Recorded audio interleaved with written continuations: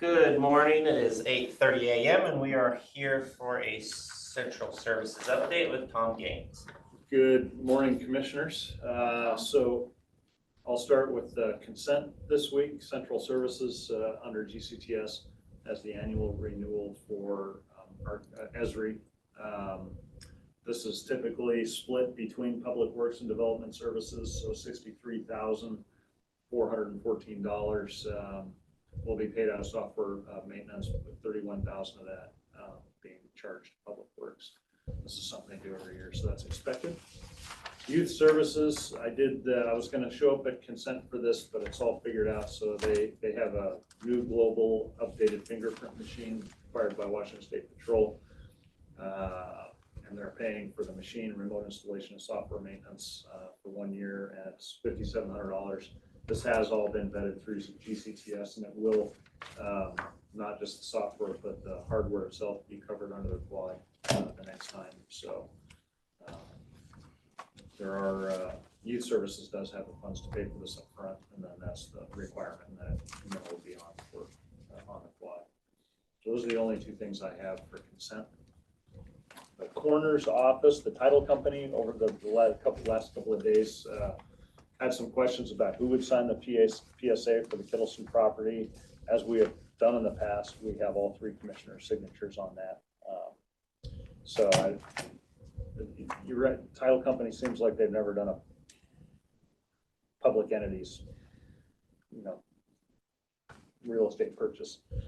On Friday, I spent quite a bit of time in a Teams meeting reviewing the PRC application and presentation for the new coroner's office. We have another practice session tomorrow at 11 o'clock. Then we're on the clock for our presentation this Thursday at 1:30. And then again, like when we did the jail, a vote will be taken right at the end of that call to see if we're authorized to proceed with an alternative delivery model, as we've done before. So we're keeping our fingers crossed for that. If it is, then I'll start to work with the architect and do an RFQ to select a general contractor, and we can go ahead and start diving into the design more than we have. We can't, if we want to be GCCM, we can't surpass 30% of design. So we had a meeting scheduled for last Wednesday to discuss the design with Craig. Craig was on the road, and we ended up with some other issues at the jail we had to discuss, so we had to delay that meeting. So possibly this week we'll be getting together, and it's more of an introductory call than anything else. And there have been some changes, with not being co-located with the hospital. We need a separate isolation room, which we didn't have planned on before. And Craig has done quite a bit of legwork to figure out what a full body x-ray costs and what the CT scanner costs. So it'll be nice to have those budget numbers that we can plug in as we begin to budget the project.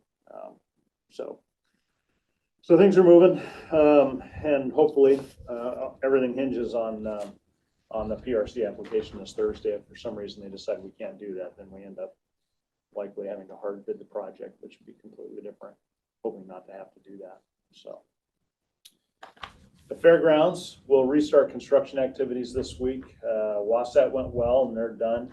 They even used some of the new PA speakers. We're not completely done installing all the new PA speakers, but the ones we do have installed, they did use. We got good feedback on those. We did have a potential issue in the Ardell kitchen. We had smoke coming out of the kitchen. Turns out one of the wall plugs shorted, overheated, and was smoking pretty good, so they killed that circuit. Chris seems to think the circuit was overloaded, so they're looking into that today. It smoke checked the plug pretty good, and the wires were burned into the conduit, about 6 or 7 inches. So they started tracing out that circuit, and it seems to power a lot of things that it shouldn't on one circuit. So they're going to look at possibly breaking that up and fixing that. So kind of dodged a bullet, but a little bit of smoke, and that was about it.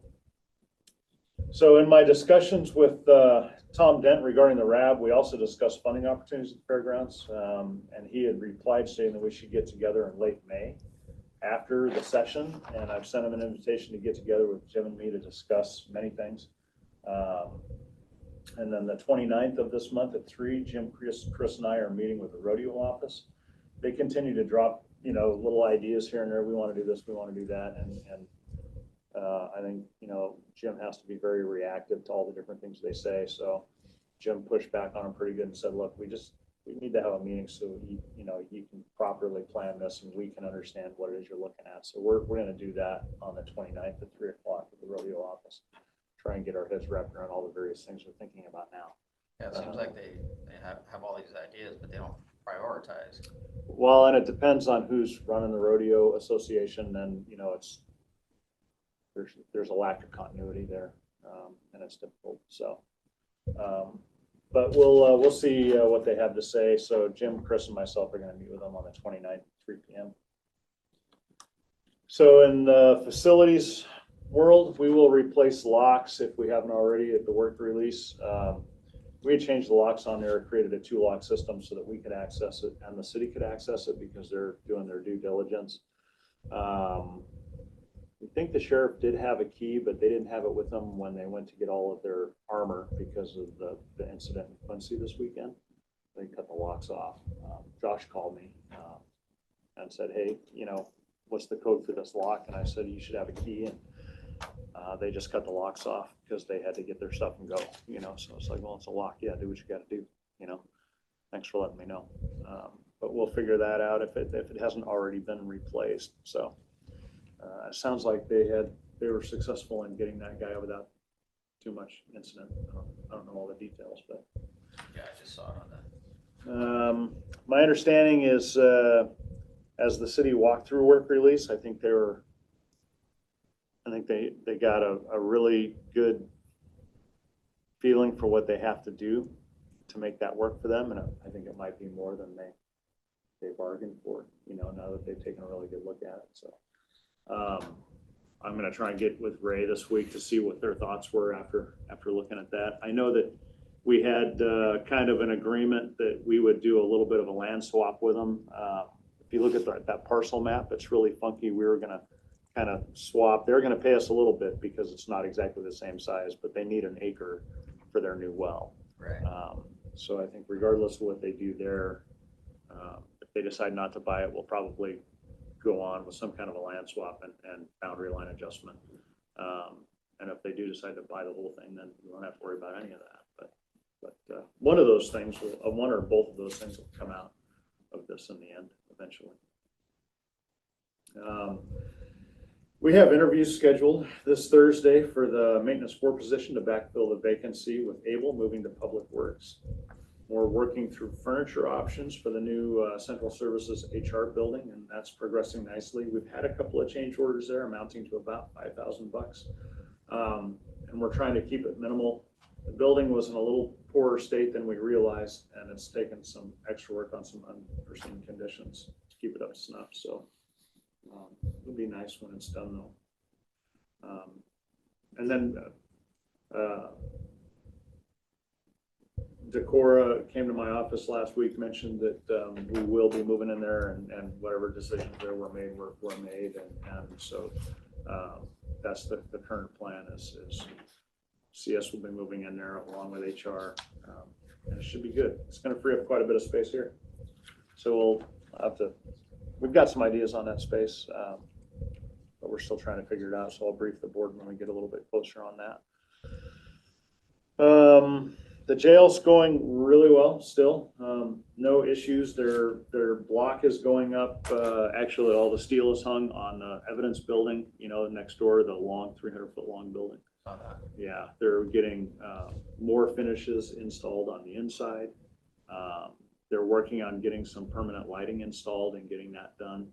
I haven't heard from the PUD yet on the permanent power. The project has been released, so it shouldn't be too long before they're out there. And it won't be very long before parts of some of the contractors start to demobilize. There's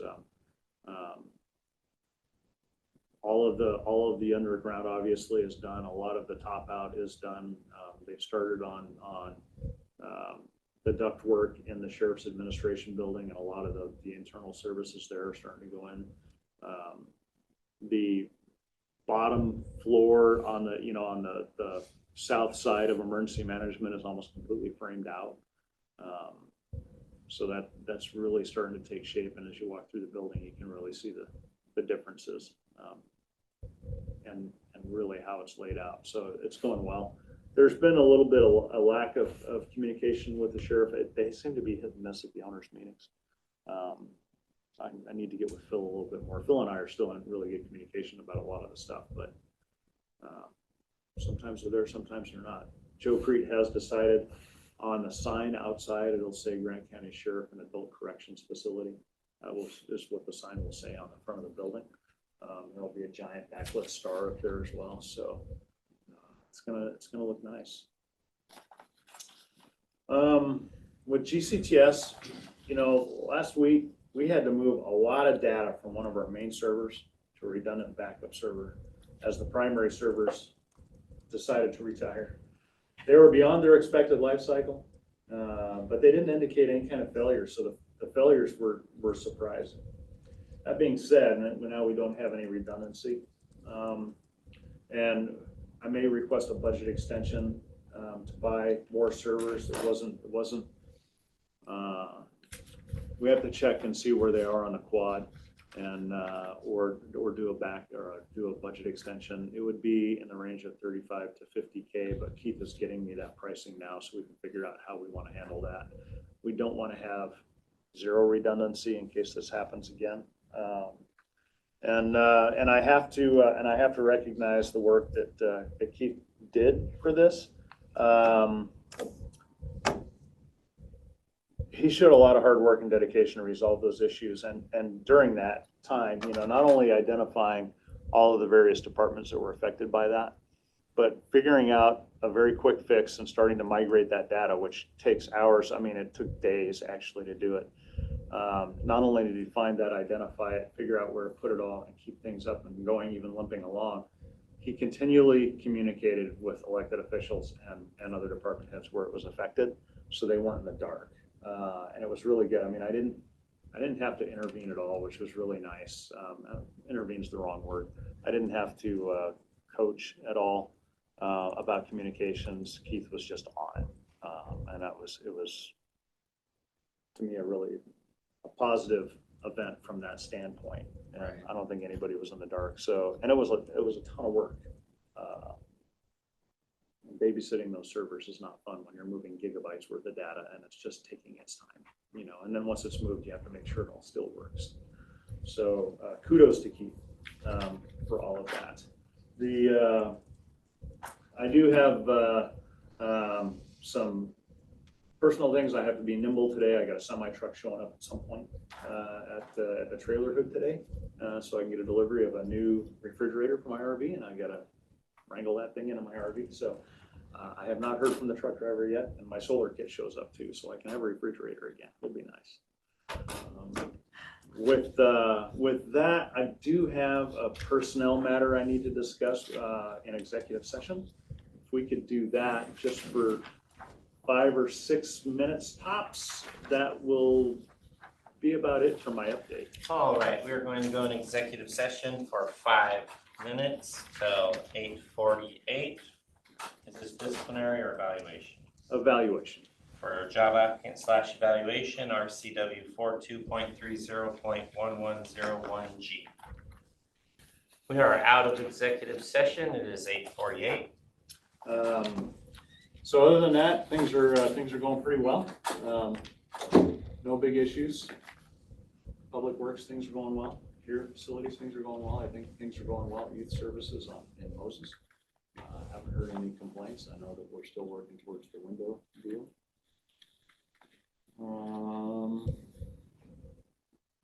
That's about all I got, unless you guys have got questions for me. Not today. No? Okay. As long as everything's going good.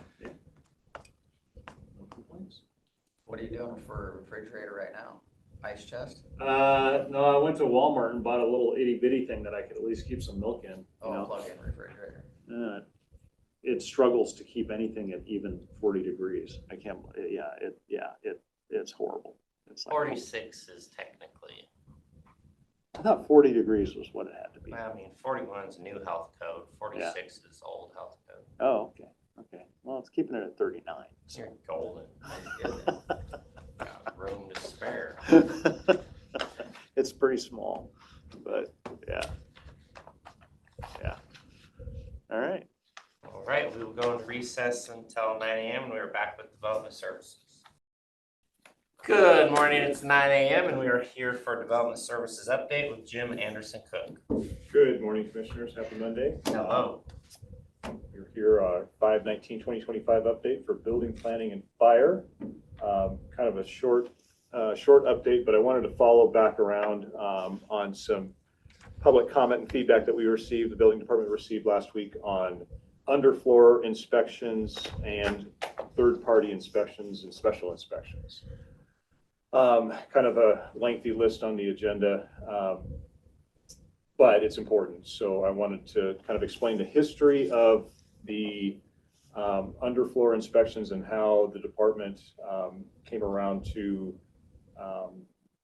requiring third-party inspections if the contractor missed calling in the underfloor inspection. So an inspection of the underfloor framing prior to the installation of floor sheeting has been in place since the mid-90s when the former community development director, building official Dave Nelson, was leading the department.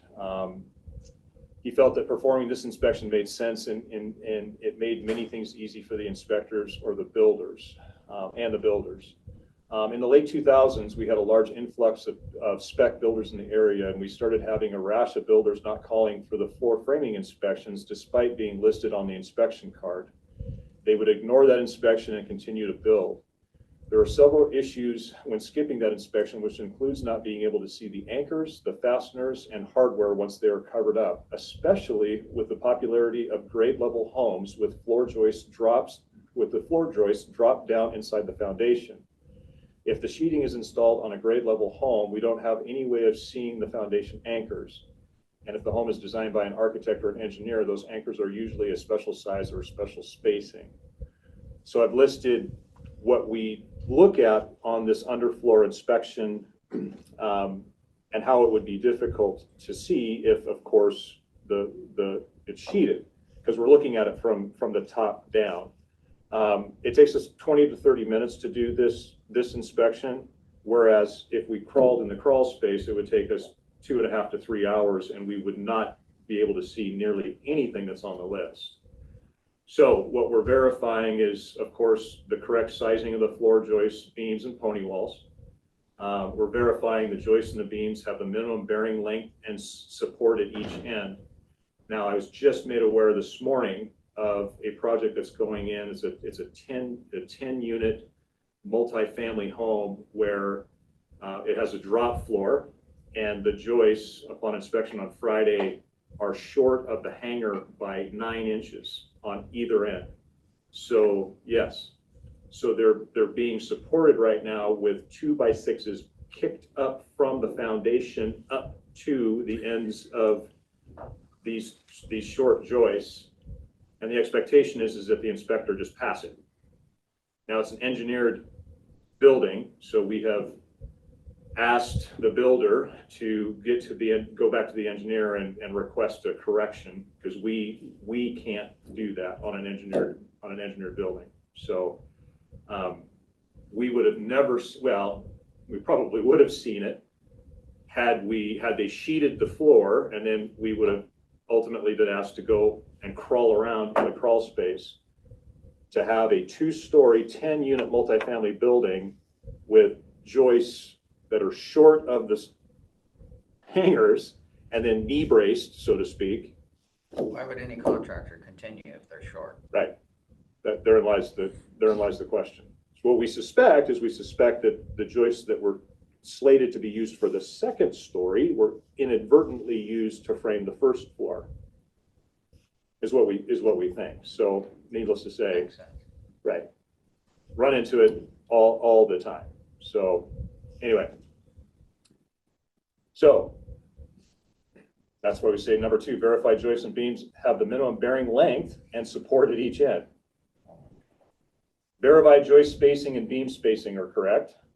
Verify all joists and beams are blocked at ends and point loads to resist overturning. Now I'll point out we recently had a claim against us for this item. So if you remember, Commissioner Burgess, you weren't here obviously for this. This happened last year, but we unfortunately had a contractor who was the homeowner make a claim against Development Services for missed blocking, and we had joists that were turned at the outside bearing walls because we did just this. We did an after the fact inspection. We crawled underneath the house because we went against our own policy and tried to do the right thing, so to speak, missed the fact that there was no blocking in between. All the joists were turned, and then we got to pay somebody $10,000 specifically to go in and saw cut all the way around the perimeter so that they could turn those over again and block in between to remedy the situation. So verifying all point loads and paths from above are followed down to the foundation. So you wouldn't see that if you were crawling around, belly crawling in the crawl. Verify all the required hardware is in place. Verify there's compliant access through the crawl space. Verify the crawl space height to bottom of the joist is at least 18 inches for non-pressure treated material in all locations. And then verify the height to the bottom of beams is at least 12 inches for non-pressure treated material in all locations.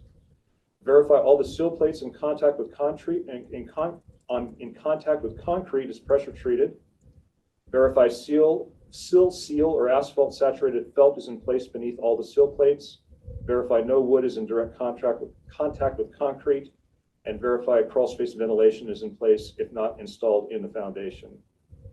So there's a lot that you know, some of it you would see if you were crawling around after the fact, but for sake of efficiency, all of these things you can identify pretty quickly and easily by walking the perimeter of the foundation prior to it being sheeted, of course.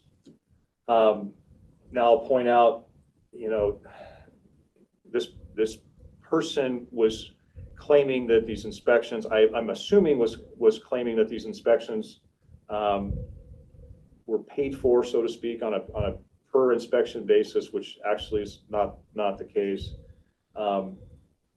But the International Residential Code, 109.1.5 specifically on other inspections says that in addition to inspections in sections 109.1.1 through 109.1.4, the building official shall have the authority to make or require any other inspections to ascertain compliance with the code and other laws enforced by the building official. We don't like to do that, but in certain circumstances, if we're just not feeling comfortable with a particular way by which something is constructed, so let's say we have a plan set that we've approved in the shop, and there's a path by which we feel like our inspectors can inspect for compliance, and it's and the common sense is the thing's not going to fall down, right? That's what we try to do every single day. But let's say we're in a situation in the field where it's not necessarily built to plan. The inspector doesn't feel comfortable, can't really prescriptively follow it in the code, doesn't want to make that call. The building official does have the ability to call for a special inspection to as opposed to making them tear it out and starting all over again. He can call for special inspection and say, have a third party lay eyes on it. If they say we're good, then we're good. We'll put it in the file and move on. So, so again, it's really not to be difficult, and I think the board knows us well enough to know that that's not what we set out to do. But it's very clear in that list of things in the inspection card. Right. What needs to be done and when it needs to be done. Yeah. So there's no ambiguity. It's very clear. Yeah. So if you were called to go do an inspection and it's covered and you can't do the inspection, obviously you're not going to sign off on it. Right. So that was the issue I think was brought forward to us last week. The inspections were called for, they weren't signed off because they couldn't sign off on them because you couldn't see them. Right. And then he's complaining that that they didn't sign off. They were there, but they didn't sign off. Well, there's a reason why they didn't sign off. Right. So now, so some changes that we're making internally to SmartGov, SmartGov, which is our permitting system and permit tracking system, and it's widely used throughout the country, cities and counties. has a ton of features and functions that we're just touching the tip of the iceberg. One of the features that we turned on last week and made available to one contractor, kind of in a beta mode, so to speak, is the ability for them to call in inspections through the portal. So right now we can submit, of course, their plans into the portal, and they can track and see, what the progress is all the way through to approval, and they can issue themselves their own paper permit, of course. But there's also a feature there where they can call in their own inspections as well. So instead of literally picking up the phone, calling one of our permit techs, they can request inspections in the portal, and they can receive verification that inspection has been received and has been scheduled. We've turned that on with the intent to turn it on to the masses by July 1st. So right now we've got one contractor trying it out for us. That particular contractor doesn't use the portal for his submittals, and so we're trying to get them comfortable with the portal. So hopefully they go from paper to electronic, but also for them to see the ease by which the portal operates, and hopefully entice them, by being able to call in their own inspections. This will entice them also to be able to use the portal for online submittals. So all that to say, what we're hoping is that by making additional tools available to these contractors, hopefully, it won't be a situation where they forgot to call, or it was inconvenient, or maybe our phones were busy, we didn't answer. Maybe that's why this inspection didn't take place. We want to remove those barriers from situations like this where they have tons of options to be able to get those inspections called in and looked at. Yeah, just adding convenience to it. So that's what I have for update this week. I mean, I can chew your ear off about planning. We've got lots of irons in the fire. We're coming up about 6 weeks away from comprehensive plan update season. I know that's your favorite. It's been pretty quiet, so I haven't heard of any exciting or terribly controversial proposed zone changes or comprehensive plan amendments. So I'm not going to make you guys go through that this year. When are we going to start the mass zoning planning? So that's next year. So that's in 2026. However, we have started the ag lands analysis. We've got some GIS mapping that is taking place already, which is pretty cool. When will we start including other people and landowners, or when that GIS tool is ready to go public, which it's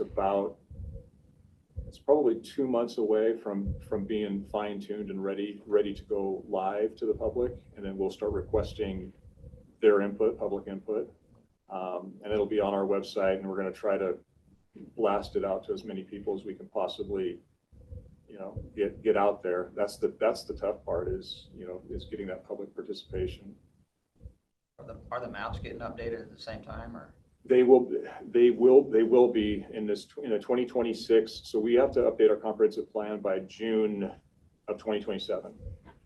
So we are going to shut off anybody's ability to apply for site-specific comprehensive plan and zone changes in all of 2026, so that we can do a countywide study of all of those designations and propose changes. So it's not only agricultural land potential changes, but then UGA expansions and contractions. A lot of those individual changes that the county would make if it made sense. And of course, we would be receiving feedback from the public as well. I mean, there's a lot of public participation in that cycle. I mean, of course, you're going to get crazy requests where somebody's got ag and they want it to be commercial, right? And you can't make all of that work, but that again, the mapping, the GIS mapping work that our consultant is working on right now is intended to go out to the public to solicit their feedback and their requests. We can't entertain all of them, but that's what the goal is. Do you have any idea, is the city water and city sewer out West Shore to the golf course, is that as far as it goes? It is as far as it goes now, but we went to hearing last Wednesday for Paradise Point, the major plat, so the Division I major plat, and it was a great hearing. There wasn't a whole lot of public participation. It was relatively short. I mean, the hearing, we had a lot on that docket, so the hearing wasn't terribly long. It was a couple hours, but that particular hearing was pretty quick. I felt like it was my file. I felt like it was well organized, and it was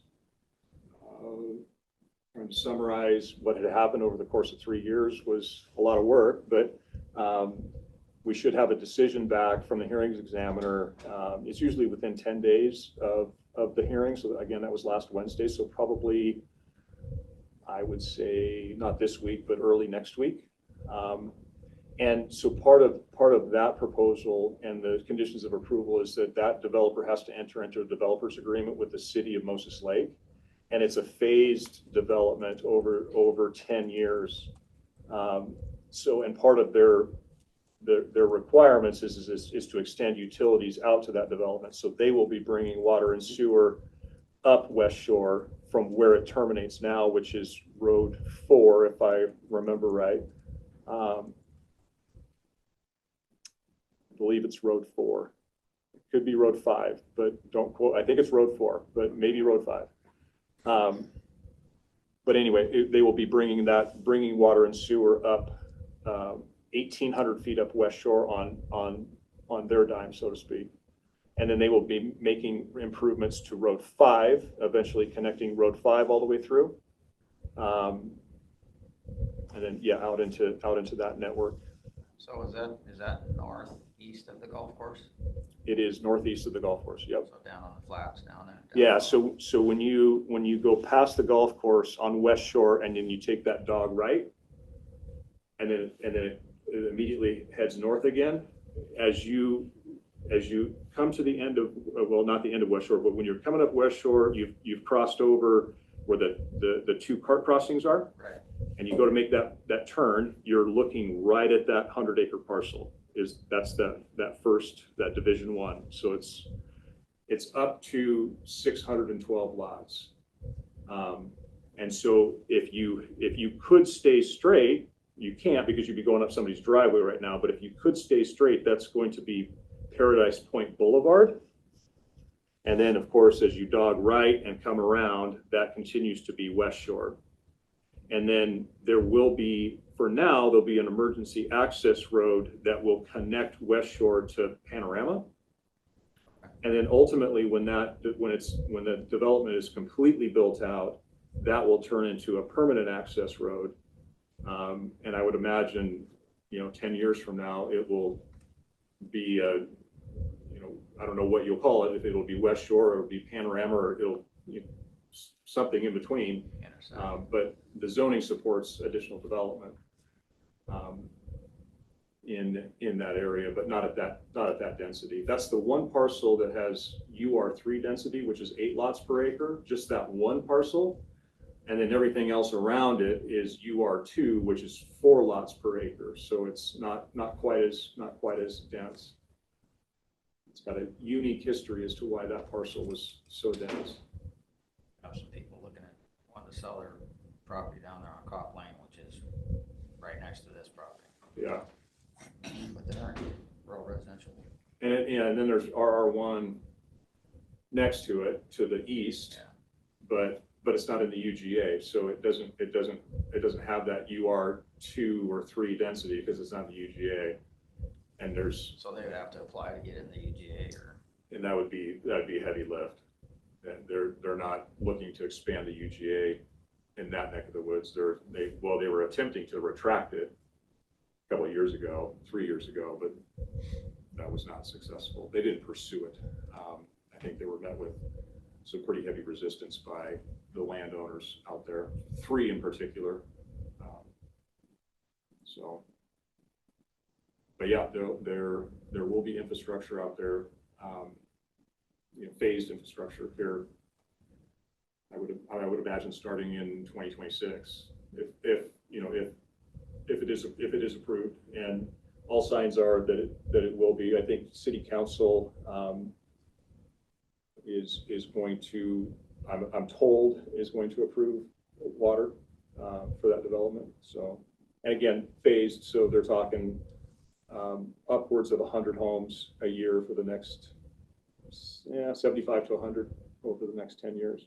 So, to allow for that infrastructure to be built, the road network to be built, because as we all know, Hanson's a bit of a mess. So what we're hoping is that by phasing it lines up with the county's 6-year transportation improvement plan, and it gives us the opportunity to build out Road 5, because we have significant work that we're proposing on Road 5 and of course Drumheller, to try to get that traffic off of West Shore and pointed, more west. So maybe to Hiawatha, maybe Road F, maybe Drumheller, but definitely to try to keep it off of West Shore. Right. So is the plan. So.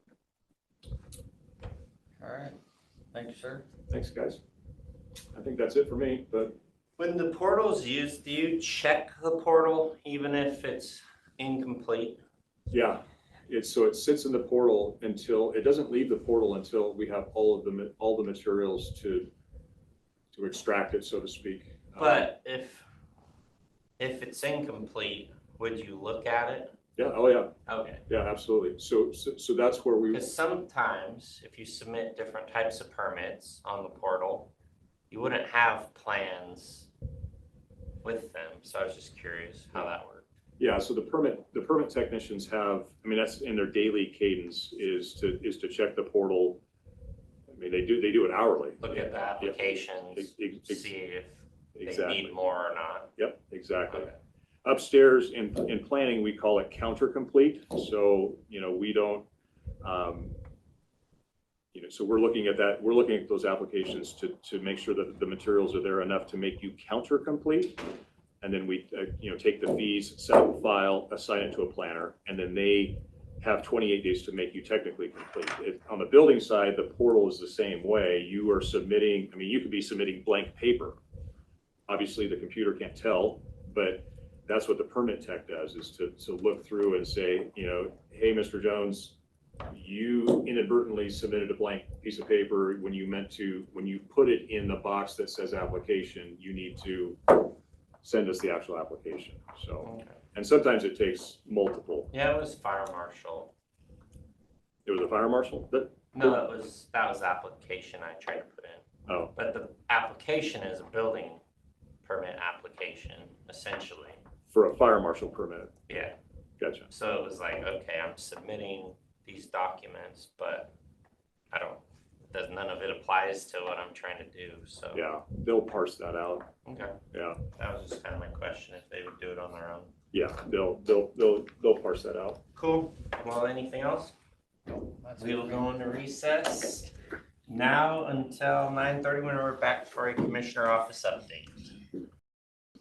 Good morning, it's 9:30 a.m. and we are here for the commissioner's office update with Barb and Caitlin. Good morning, commissioners. Hello. First off, pending decision spreadsheet for your meeting later. We haven't made any changes to it in quite some time, so you can think about that at your next meeting. Boards and committees update, ma'am? There is a recommendation of appointment for SWAC, I believe. Is it SWAC? Yeah, that is on consent this week from Public Works. That is the update. I sent you guys the information about it this morning, so it should be pretty fresh in your inbox.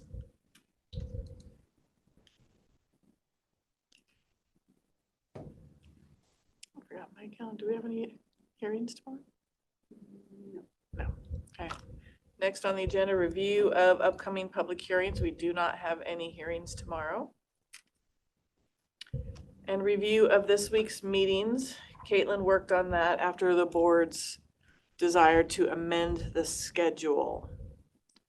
So she worked real hard on that last week. Do you see any thing that doesn't agree, that you have questions on? Today is day one. Yes, Great. so far. Let me look. I kind of looked, but I didn't look close.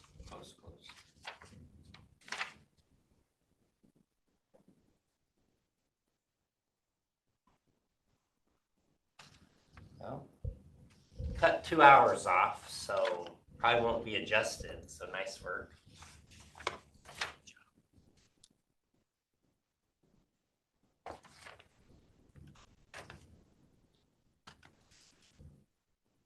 Tomorrow's over fairly early, eh? Well, a lot of people didn't take the opportunity to discuss things they could have discussed during their updates. So in turn, they had nothing to update us with. But we made the opportunity very available. And those first couple months, I think it was useful. But it did kind of get to where they weren't telling us anything, so. But Kevin knows them all now. Yes, which has been nice.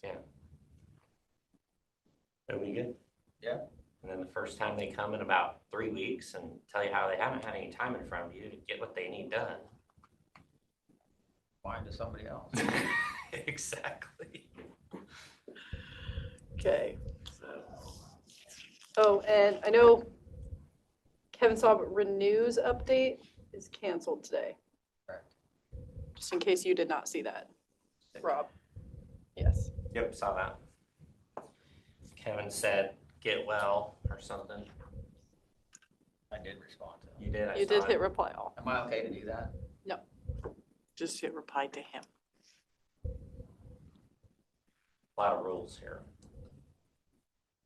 Don't reply. I don't There you go. When That's in why you doubt. don't see any replies. It's not that I am like heartless. It's just like you can't reply. So You Yeah. can reply just to him. Yeah, I but- wouldn't reply to all. then you don't reply, and Kevin replied, and then he comes in for his next update and says, "Kevin, thanks for that." And then you sit here like,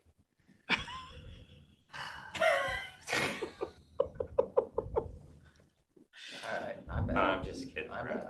back. Okay.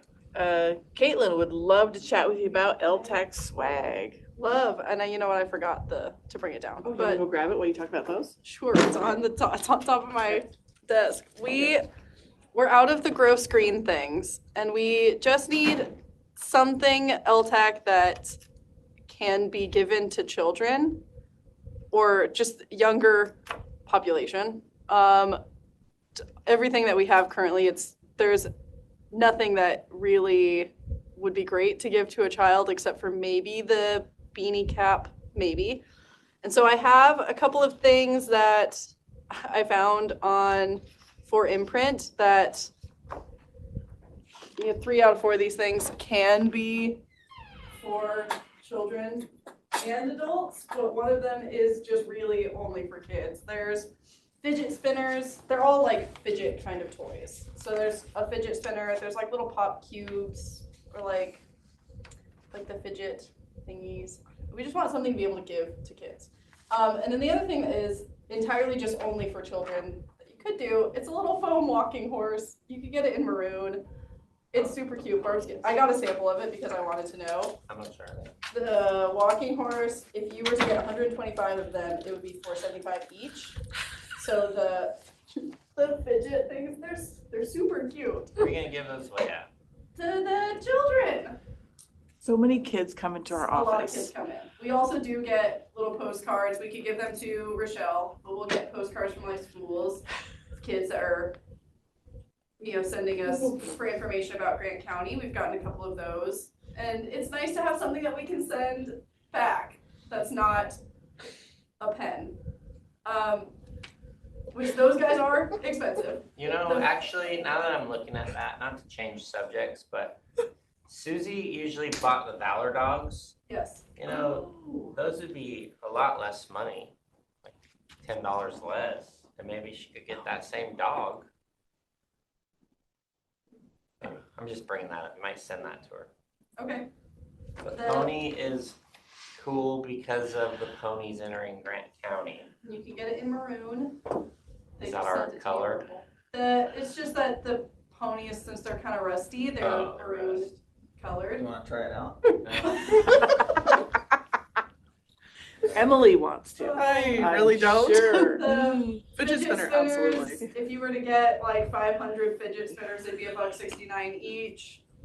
500 of the push pop cubes is $1.99. So the little fidget toys are definitely cheaper than the ponies, and we would not order a whole lot of the ponies. We would just but the smallest amount of the ponies that you can get is 125. You have to put them together. I don't know. They sent me that all put together when I asked for the sample. Well, of course they did. The fidget Yeah. spinners would be easier to mail. They would be easier to mail. Yeah, I could see where you'd have to put it together, I but don't know. oh, we could have a pizza day, a Oh, pizza yeah. and pony day Waste to of put them time. together. Oh, wow. Historical This would be preservation. for the children. It's not a waste. The out-of-county children coming Yes. to visit the commissioner's office. But if you don't like the ponies, we could do fidget spinners. I just was looking for approval from I you was thinking guys. maybe you were doing a booth or something somewhere. I was like, okay, yeah, I could get behind that. Well, I mean, that could stem into the next You do their conversation with the full- LTAC. Their full study, where they're from, how much they make, what activities they like, and they hit all your criteria, so you give their kids the ponies. You get one of the little spinning wheels, where you spin it, and one of the prizes is a pony. You know what else would be a really cool prize? A lightsaber. I have one, a real one. We can get Visit Grant County lightsabers. You guys have already said no to that. How much were But they though? the ponies for 125, they would be $475 each. So it gets expensive pretty quick. Yeah. The fidget spinners are cheaper. We'd be able to get more of the fidget spinners because they would not take up the entire office. If you get just like a basic fidget spinner, again, 500 of them would be $1.69 each. The push pop cube would be, What is a push pop cube? it's just, I You just like squeeze it, play with it? yeah, you like pop the little circles in and then you squish it and all the circles pop back out. Yeah, I've never seen one, but I know what you're talking about. And then there's like the fidget blocks, which the fidget blocks are a little more expensive. They're like if you were to get 500 of the fidget blocks, they would be $345 each. But those have like a little lanyard so you could put them on a keychain or We something. got the green guys, because Danny liked the idea of a phone holder, Yes, and then he did not like the green guys. which wasn't really my, like, okay, well, just sits right there. I hate the green guys. Can't, you know. Maybe you get like I don't know. I have no idea. You make a good recommendation, and I'll let you know. This is my good recommendation. Oh, the Is pony. either a pony or one of the little fidget things.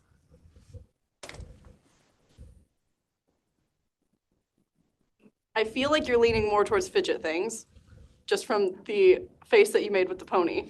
I mean, that's expensive, It is. and I don't know. I still struggle because you want to give it to out-of-county people, not in-county people. I mean, that's the purpose of LTAC.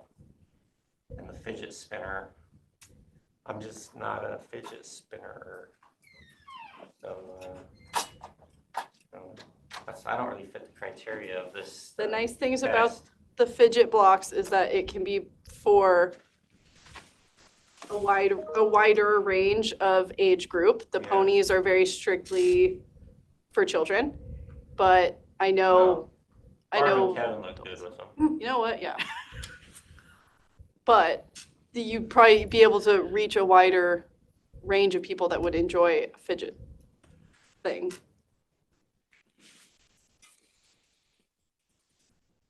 Do you want to think about it and Yeah, we'll bring I it have no back idea. next week? Okay, great.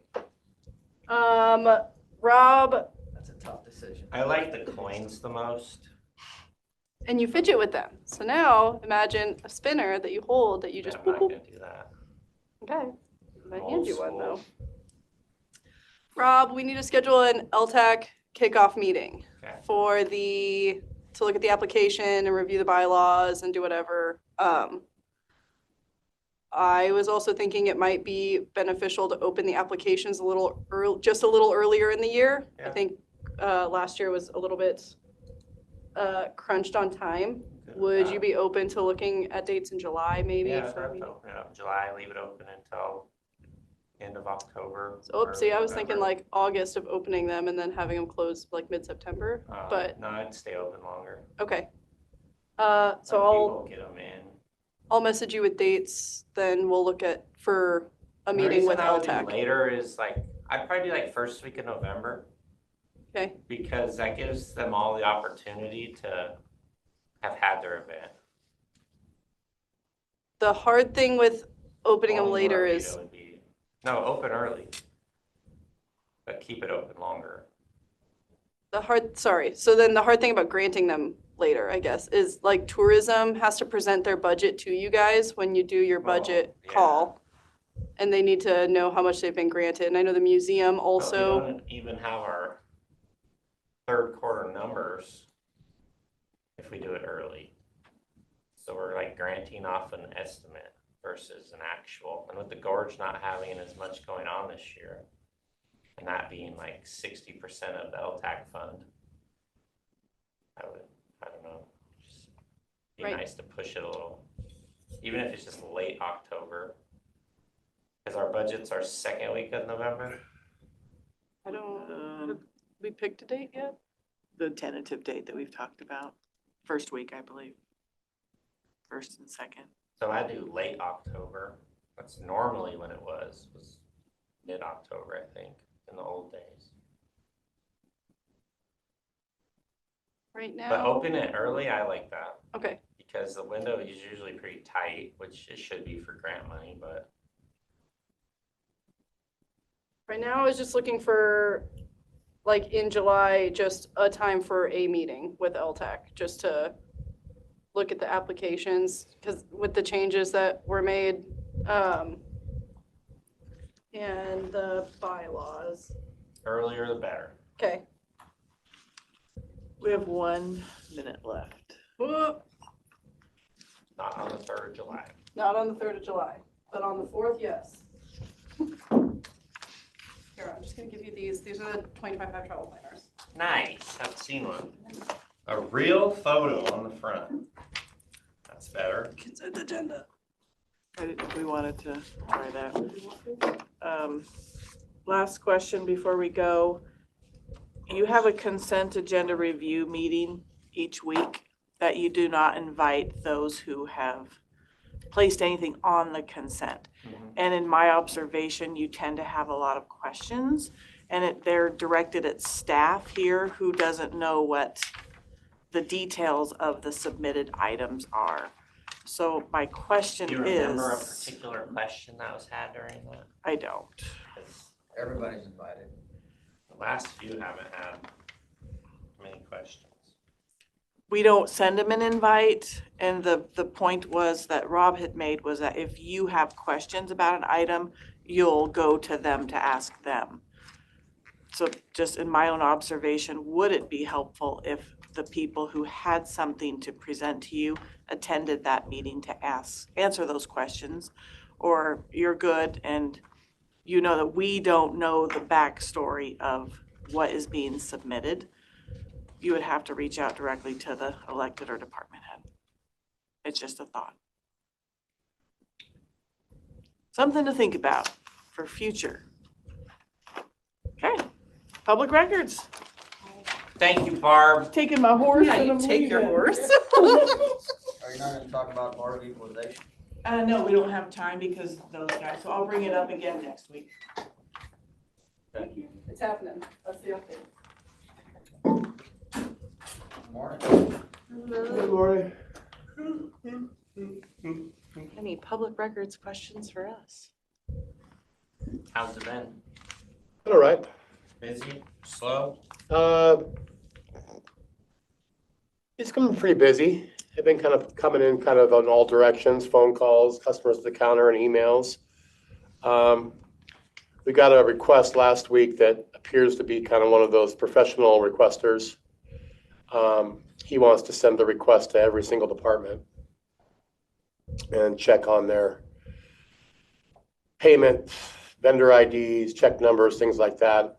I sent it over to the prosecuting attorney's office to review and take a look at, and they want to roll with it. So it's going to be quite a bear to do, but I always go with their guidance, and they think they really didn't want to do it. So I got an email from a guy who is working on AI generated public. That's our guy. That's our guy. Yeah, and the weird thing was he sent out. This is what really raised my concern. He sent an email to us saying, "Hey, haven't heard from you. Sent something to you in March. Hadn't heard anything." I went back and checked his email. I went back and checked Barracuda. There was nothing from this email address. So I replied back and said, "We have nothing from you from March. We have no requests. We haven't heard from you. I told him, I said, I've done a countywide email search and there's nothing from your email address." So then following that up is the request that he thought that he sent to us in March. And that's when I was like, this is weird. Not to mention that his email address has AI in it. His name is like AI Solutions LLC or something like that. So that's when my concern level grew, and I said I need to have the prosecuting attorneys look at this. Daryl Pheasant brought to my attention, he got the one that was haven't heard from you. He didn't get the actual request, so he didn't even know what the request was concerning. And now it sounds like some other people in the county have received it too. So, but according to Barbara Durbeck, they want to roll with it. They also want to ask for some clarification, want me to go back to him and ask if he could send over, because what he forwarded to us that was supposed to be the original request didn't have a address where it was sent from. It just had his address. So she wanted me, I have to go back and look, but she wanted me to reach out to him and see, where was it sent? Where was the request sent? Because they're always very concerned that we missed something. Guy's name, Josh at pennerstrategy.com. Nope. Maybe it's a different one. This guy's he works with Benjamin at Restorical. Oh, okay. He's setting up this AI for public records requests so that it takes less time for you to do these. Oh, yeah, I did get that one. Yeah, I got that one. That we get those quite often, those promotional things that they come at us to see if we can improve what we're doing. We could consider that. We usually try to do some kind of presentation to see exactly what they're talking about. I'll send you the. And what I've learned though is that as good as it sounds, they kind of pull out one issue and try to make it better. But then you talk to others that are using it and other issues are created by doing that. Yeah, this guy's, he's new. It's not even up and running yet, but he's working on it. Yeah, I think I did get that one, Kevin. I think I did. But go ahead and forward it to us, please. If you get anything like that, go ahead and forward it to us. We'll take a look at it. And if Emily and I think that's something that might be beneficial, we could reach out to them and ask them for a presentation or ask them for some additional information on that. I just got this. But like GovQA, a bunch of people, there were some other companies that came out with software and a bunch of people jumped ship because it was cheaper and they seem to have some good qualities. Well, I've talked to people that have used it and they said, it's the worst thing we did.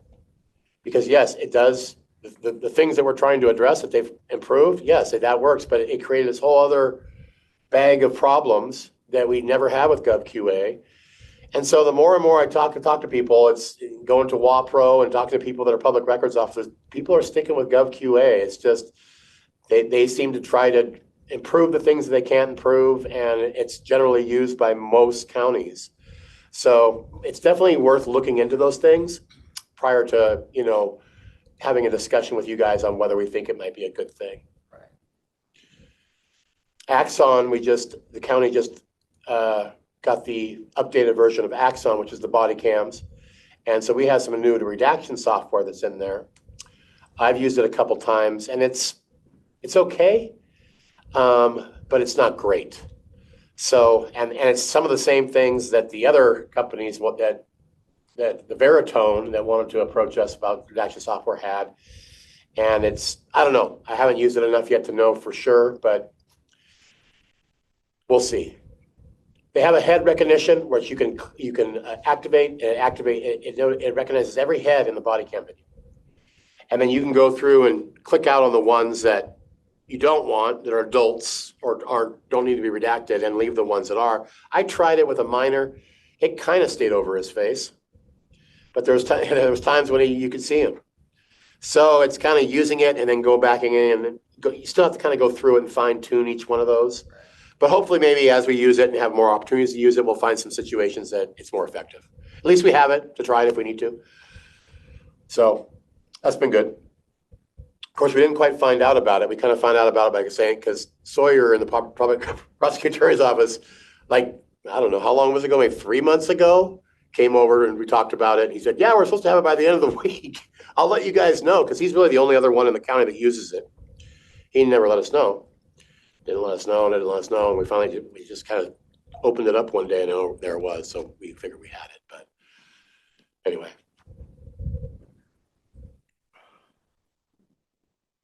I just sent that on to you. Okay.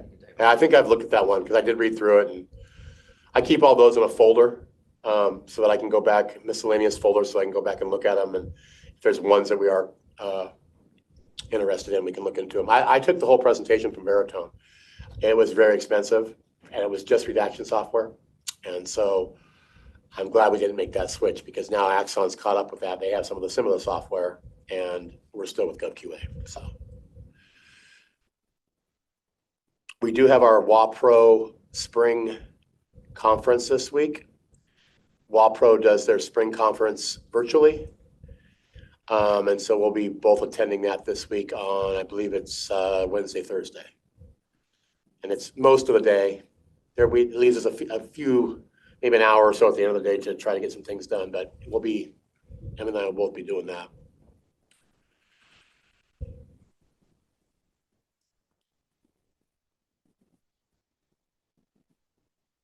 Anything else? One last thing I wanted to bring your attention, Gary Mansford from the Sheriff's Office approached me. And approached Emily too, she's just on vacation, but they kind of have an issue with Source One. Yeah, who doesn't? Yeah, and Sean Goggins. He has approached them and told them that he's going to start he's requested body cam from us before, but as soon as we tell him he has to pay for it, suddenly he doesn't want it. He just wants a police report. So, but he's told them that the Sheriff's Office, he's going to start requesting those. Well, Gary has a little bit of concern that he's going to be looking, because he's going to get a redacted version. Right. And he just wants to make sure that Kyle Foreman is also looking at that redacted version. So that in a conversation, things don't get out that shouldn't get out, because Kyle wasn't aware that he was looking at a redacted version. So Gary has asked our department if we can let them know if and when Sean does pay for a body cam and we send it to him, that they are aware of what got sent to them. And Kyle has that in front of him in case there's any questions or concerns regarding what Sean might be looking at. So you probably end up having to send it to both. It's in there. When we redact it, it stays in Axon. It gets a new name. It's in our file. So I told Gary, I said, it's in there for you guys. You guys just go in there and it'll say extraction right on it. You'll know it's been redacted. And it'll have our redacting verbiage in the upper left-hand corner. So we're just going to let Rachel, who our main gal over there in the Sheriff's Office is, we're going to let her know, hey, this is what we sent out, or prior to sending it out. Here's what we're getting ready to send out to Sean. Please let Gary and Kyle know this is what he's getting. And then everyone will be on the same page as far as what he has. Yeah, like Emily said this morning, he's never paid for one. And I said, no, I haven't seen it either yet. So we'll see. But that was something that Gary approached me with, because he was concerned about what kind of information was getting out. Is there a reason why he's now all of a sudden wanting the body cams? I don't know. he's not an investigative reporter. He's just a reporter, if that makes any sense. He doesn't investigate anything. He just reports. So he just wants something so he has a source and then he reports off of that. And that's what the sheriff's office is concerned about, because a lot of media organizations have a relationship with the sheriff's office. Right. And he doesn't seem to really have that, because he's going through public records requests while the others are getting some of that information directly from the sheriff's office. But we'll see. Like I said, we haven't seen a single cent from him for any kind of body cam. And he doesn't get anything until he pays. Nothing gets released until he pays. So he would have to pay us, and then we would be able to send something out to him. And we won't even do the redaction work until we get paid. Right. It's not worth it. What are you guys charging for that? It's 65 cents per redaction minute. And for every minute of actual body cam video, the average is what we base our calculations off is 7. It takes about 7 minutes for every minute to redact. So that's what the cost is. We use the time of the video. We calculate out 65 cents per minute for redaction time, and then present them with a cost letter that breaks down the whole cost of what's owing. A lot of times they'll request it with a police report. The police report, there's no charge. So we'll send that out, and then here's the breakdown for the body cams. And then it's up to them to get us a payment, and then if they do, then we can release the body cams to them. And that's starting to become that's picking up a lot of steam around the state for public records officers. Spokane County now, I think, has gone to the body cam redaction fee. Chelan County has it. Wenatchee PD. It's starting to spread because people realize that it's an important tool to keep on focus with those body cams and get it to the people that need it, and not just the people that are prying into someone else's business. And if they really want to pry into someone else's business, I guess they can pay to pry into someone else's business. Yeah. That's about it for me, though. I think unless you guys have any other questions. I don't. How was your vacation? Good. Good. Just checking my emails. It was great until you got here today, huh? Not that bad, honestly. I didn't have as many as I thought I would, so that was nice. Oh, that's always good. All right. Good? Yeah. Awesome. Thank you, gentlemen. We will go into recess for 1 minute. Good morning, it's 10 a.m. and we are here for the accounting office update. How's the treasures? No accounting. Is that 10 o'clock start next week? You're not till 11:15. 11:15 treasures update. Okay. But you're on time. All right. We'll see you in an hour.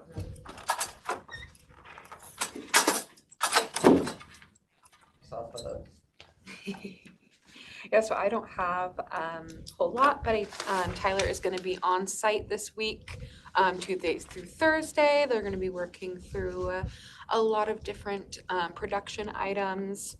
We're also working through annual reports right now. They are due at the end of next week, so we are making that one final push through to get those all the way completed. So that's all that's really coming from our office right now is Tyler and reports.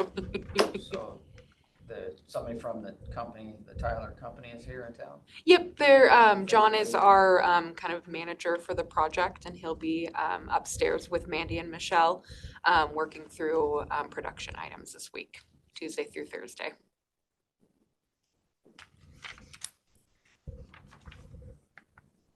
Any questions I can pass along to Mandy or Michelle at all right now?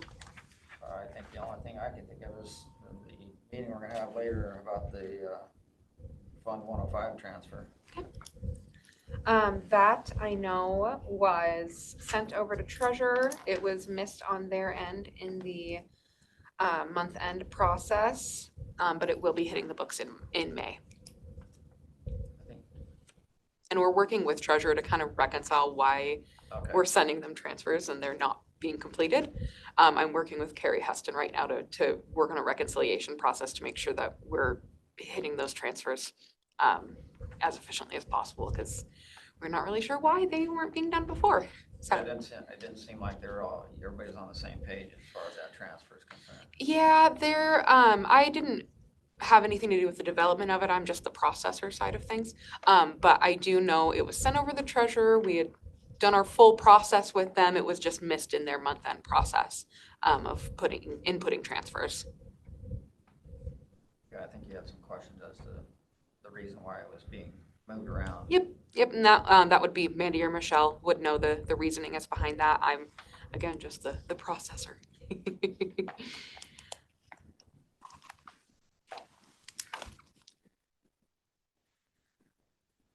Anything else we can do for it? Nope, that was it. I will pass that along to Michelle, and then she'll be in this afternoon, I'm sure. Get that straightened out between the two of them, that'd be great. Yep, we'll work on that. Thank you, guys. Thank you. Thank you. Have a good day. You too. We'll go into recess till 10:15. Good morning, it's 10:15 a.m. and we're here for youth services update. Good morning, Sahil. Good morning.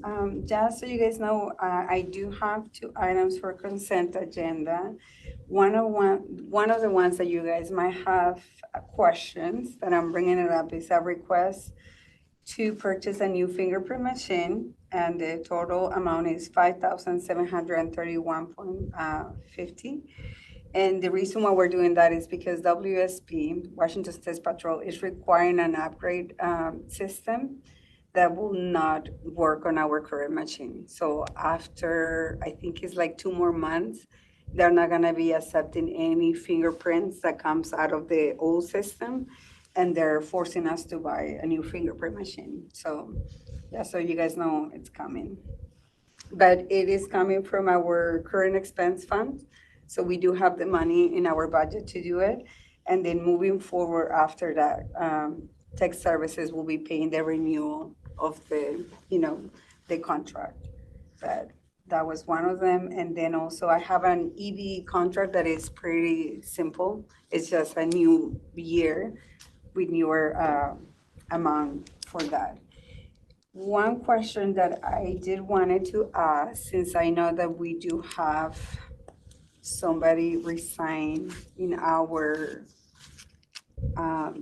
department, I wanted to know, and I wanted guidance from you guys, since I know that, like I mentioned in the past, for truancy, the maximum amount that we're gonna get is probably 45 grand a year instead of like 120 that we were getting. I know that in the past, some of the board members told me that, you guys might be able to fund the money that I'm not receiving. So my question is, since now I don't know if I'm gonna be able to, backfill the position that is currently being let go of dependency. But if I do receive the money from you guys, I can actually get the money that way. So I just wanted to know for future planning as to what's the best course that I can take. If we're still gonna be full on with truancy, I can refill the position, but if I'm not gonna get that money, I will probably just absorb that money since somebody left. So I wanted to guidance from the board as to my options. That's hard to say. Mhm. You're short money now? No, so we lost, like I mentioned in my prior like 2 meetings, we used to get like 7 million from the whole state for truancy.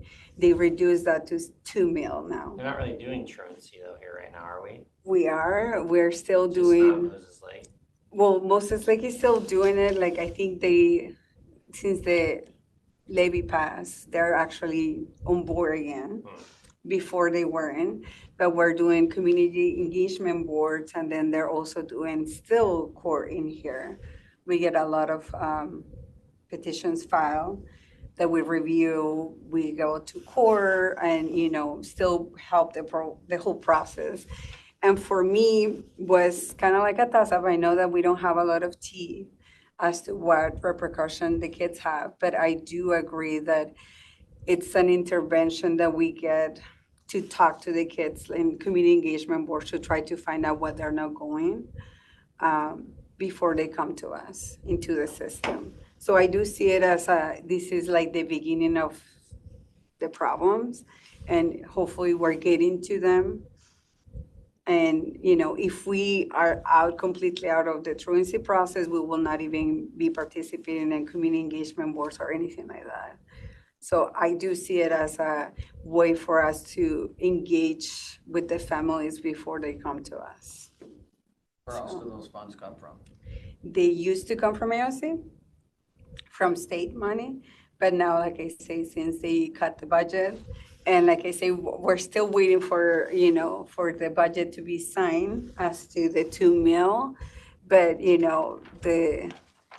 the money that we will be receiving, since I already had my meeting with the finance committee, I'm part of the finance committee, we recommended one of the scenarios, and then that scenario will give me around 45,000 a year for truancy, average youth, and So chain you're losing about 80 petitions. grand a year then, huh?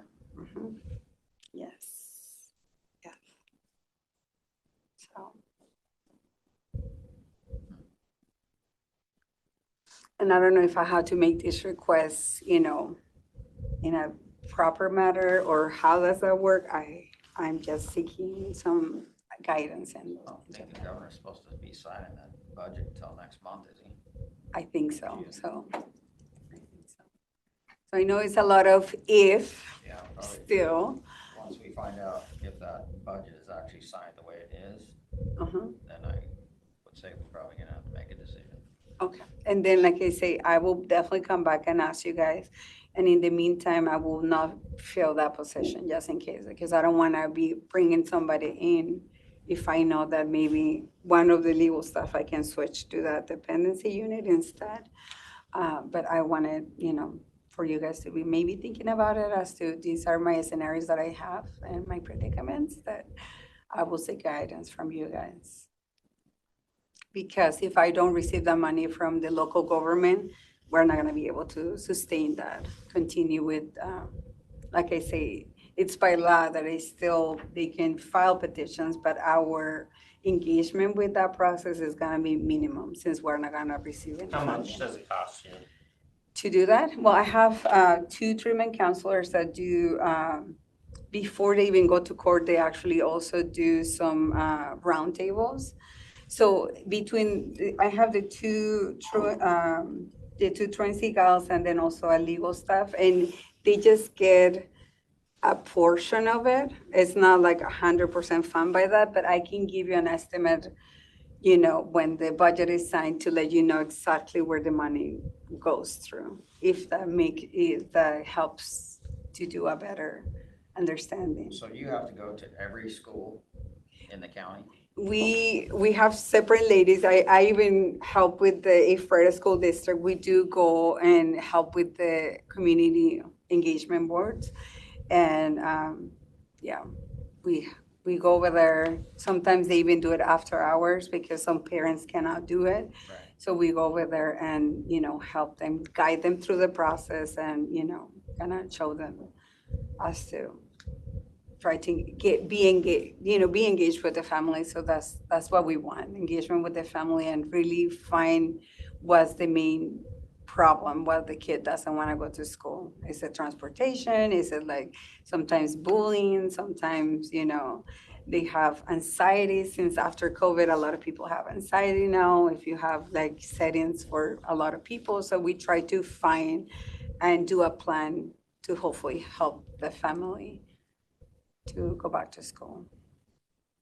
So yeah, so I can bring you guys some more concrete numbers, but I wanted to put it out there for you guys, since I will wait to hire somebody. And I think that's it. I don't know if you guys have any questions for me. Nilch, any for you? Are you doing well? Yep. Okay. Yeah, thank you. We'll go into recess until 10:30 was canceled, right? Or is Dell sending someone else in? I don't believe so. Okay, until 10:45 for the fairgrounds update. Good morning, it's 10:45 a.m. and we are here for a Fairgrounds update with Jim McKiernan. Jim, we're trying to promote you to a panelist, but you're not taking the link. I'm here. Try one more time. Sorry, I was typing a letter to veterinarians. Veterinarian. I was there we go.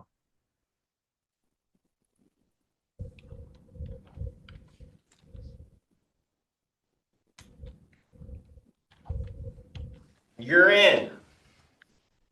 Good of you to see me this morning. Yes. How is things? Good as could be. As good as could be. I had to go down to the Emerald Desert Nursery this morning and pick up 4 more trees for the fairgrounds. We had 4 more spots where water was put in, so I stopped down there and got 4 more trees. I still was under budget, which is always good. Let's see. Staffing is going pretty good. We actually are making offers to 3 outside crew members this week and 1 additional office person. So we finally got some college young adults to apply, and so we're excited about that. We just finished state WASET and our Central Washington tax sale, and both were, I think, pretty well attended. I mean, there was probably 1,500 people on the grounds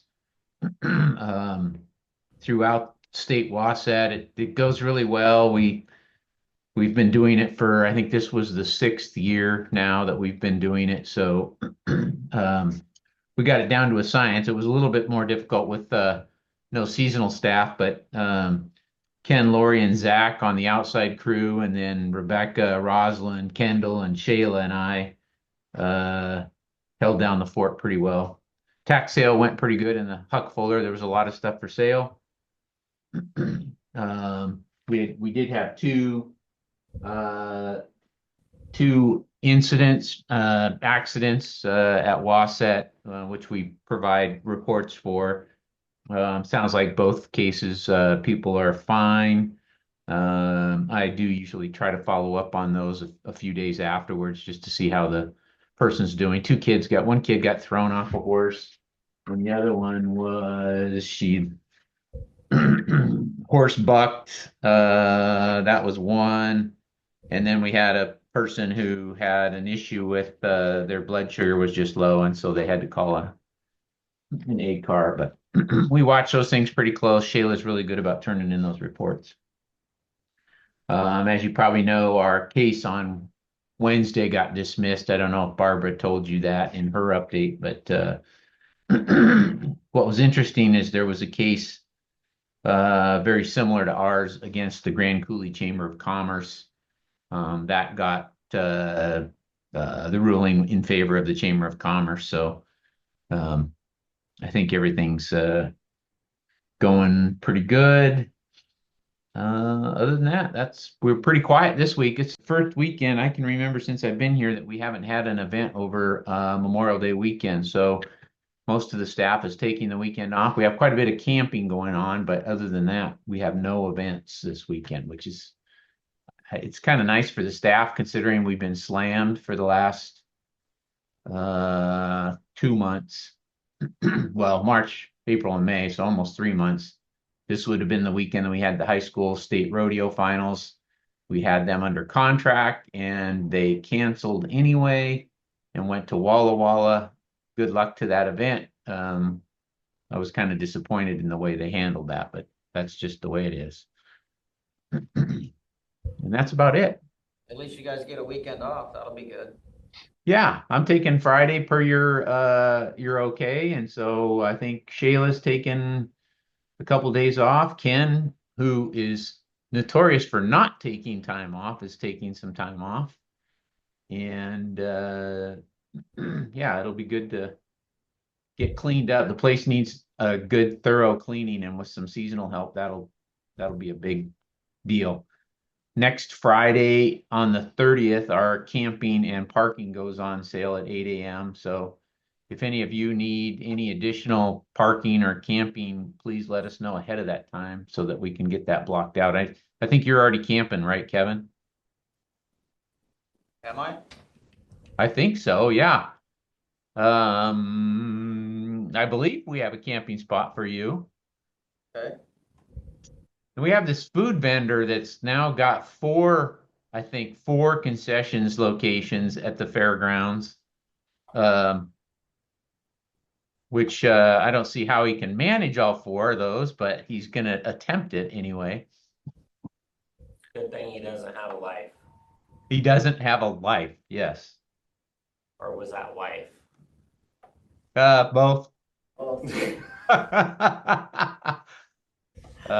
So anyway, yeah, it'll be nice so to that means I'm gonna have fair duty that week of the fair? say that again. That means I'm gonna have fair duty the week of the fair?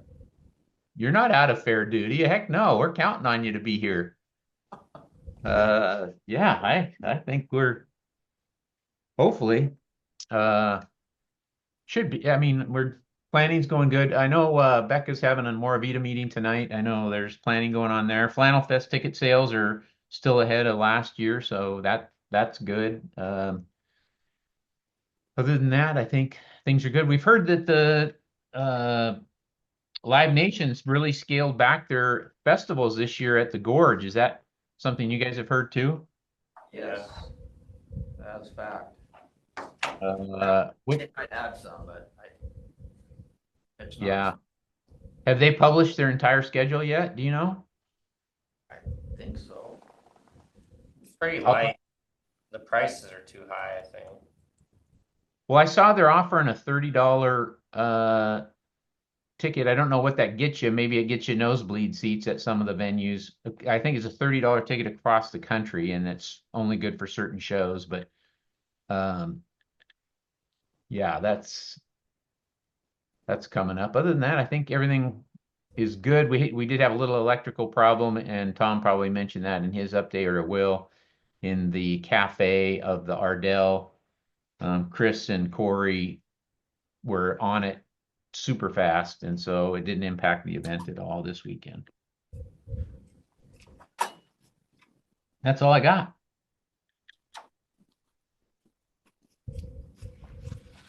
Well, enjoy your weekend. All right. Well, I'll probably see you before then, but yeah, my plan is to do some fishing. I don't know what it is about projects on the weekend. You only get 2 days to do projects at home, and it seems like all 2 days are taken up with projects. And even considering we only live in 400 square feet, it still takes all weekend to get everything taken care of. So it's going to be nice to have a couple days off and go fishing. I wouldn't know. Yeah, you never have a day off, Kev. That's just the way it is of a commissioner.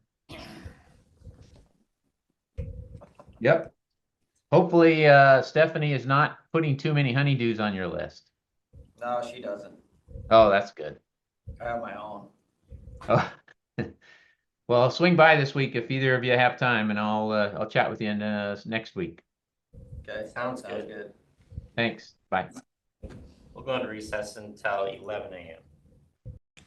Good morning, it's 11 a.m. and we are here with Blair Cope for a risk and safety coordinator update.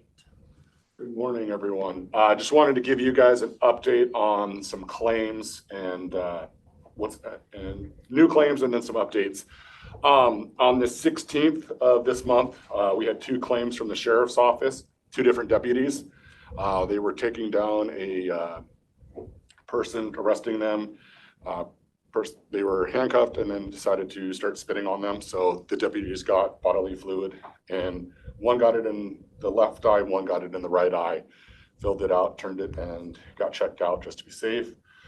The 14th, claim number 1736 with the insurance company. Our prosecuting attorneys were assisting with this. It was dismissed due to lack of jurisdiction. That was a small claims.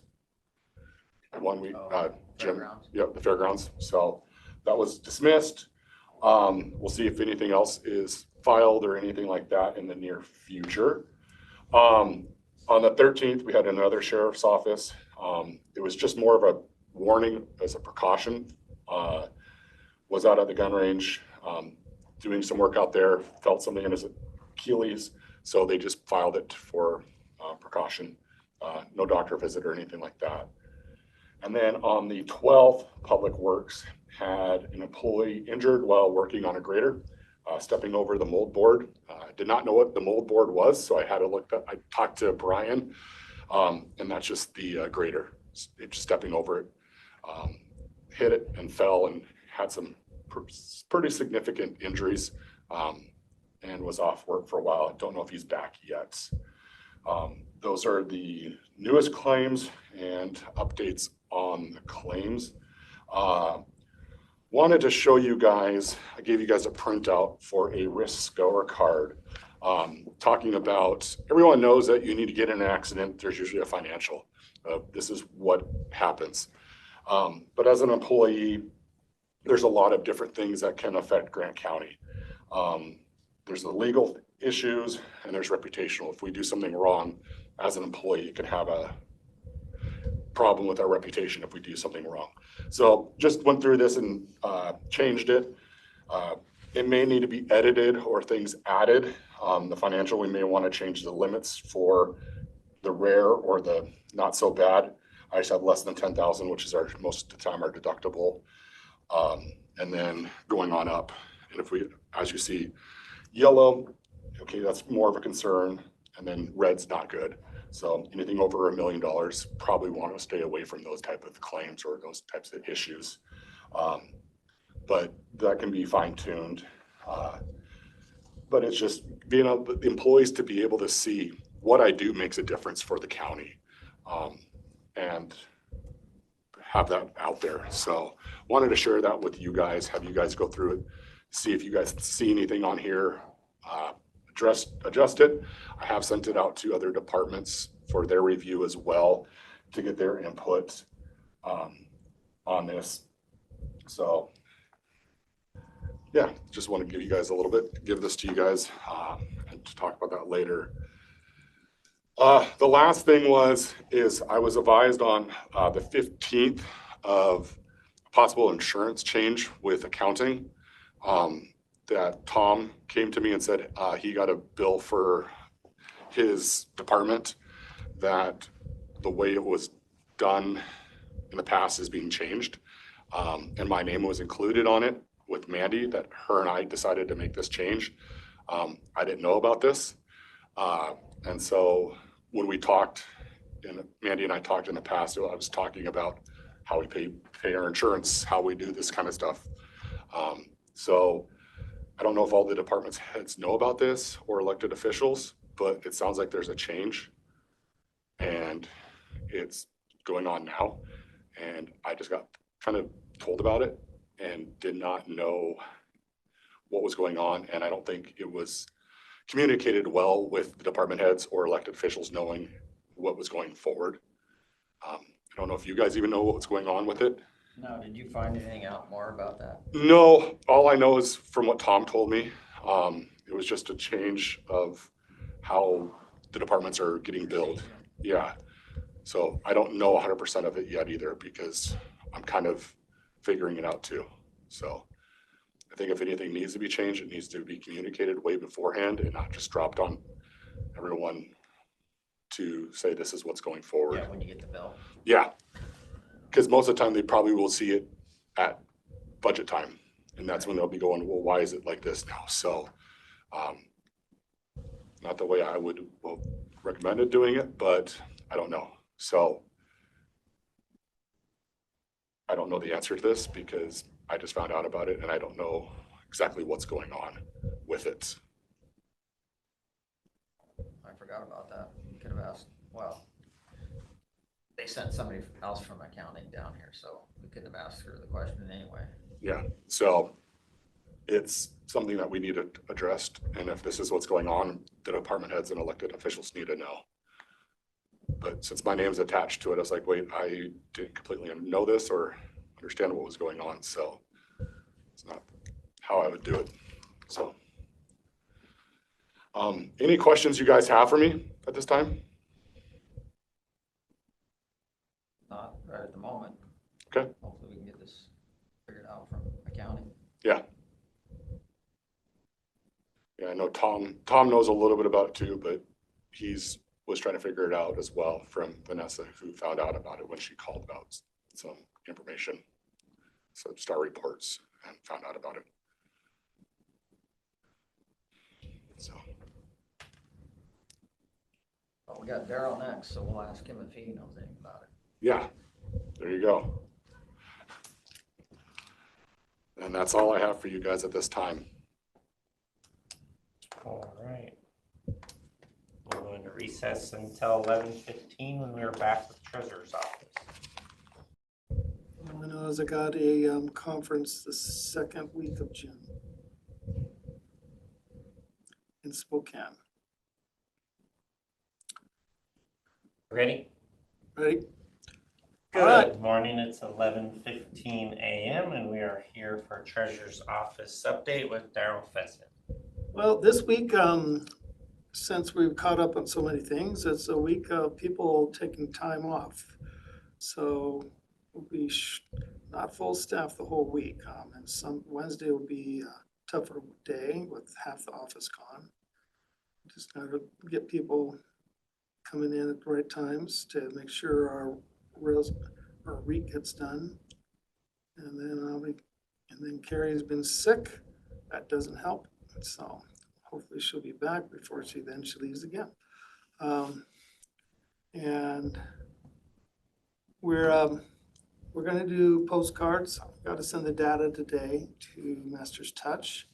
I send postcards that come out on the 12th or mailed on June 12th, a Thursday. And we're just getting all prepared for that. We still have a lot of payments that were short that we're still waiting to get responses on, and hopefully most of them will get cleared up before. Right now, our numbers say we have over 7,000 parcels that are delinquent out of the 50, almost 60,000, 56,000 parcels. So that's a lot of parcels, but we also have a lot more mail returns. So we're trying to work on research some of those before we send out the delinquent statements. Market is up. Higher interest rates right now with the 10-year almost 5%. So provided some opportunities to get some good investments for June. Then it's sort of like we were lucky that we didn't have our bond closing now. Jeez, just seems to getting worse on interest rates right now. And I keep hearing that our gas prices are way lower than a year ago. And I'm just going, I haven't seen it. I haven't seen it. Where is this lower? Why does he keep saying gas prices are lower when it's either neutral or higher? So Well, Might be everywhere a but benefit of Washington. Washington, yeah. Everywhere but Washington.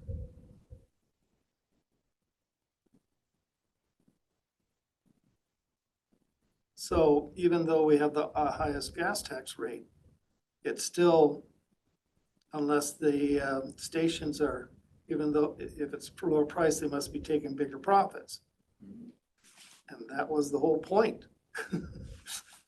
They don't like having a huge supply out there. They want some demand to keep the prices up.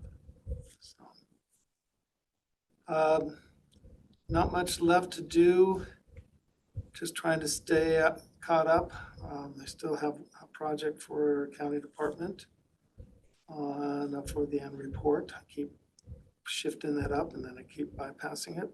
So I got to find that again, trying to answer all the other emails I get.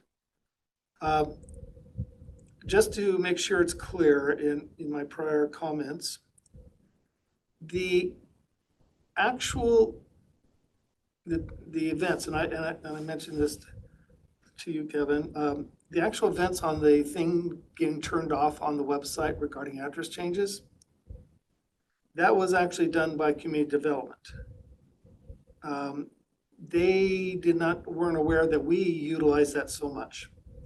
And because the assessor's office decided just to ignore it and have it turn off and they not be notified on them, which was a surprise to me, because if they're worried about bad addresses or someone unauthorized to add it, you have the power to don't do it and communicate with the phone number and email address that's sent to you to get more further information.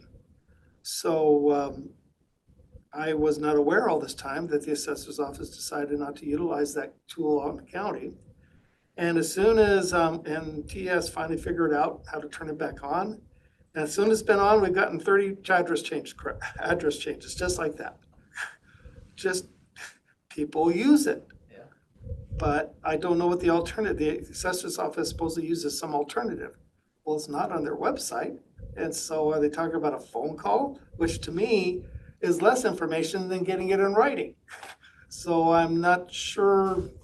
Did you ask? Yeah, that's the thing is when we get, now we know that when we do address changes, we're gonna have to forward them to the assessor's office because we're not sure how they're making their changes on owner.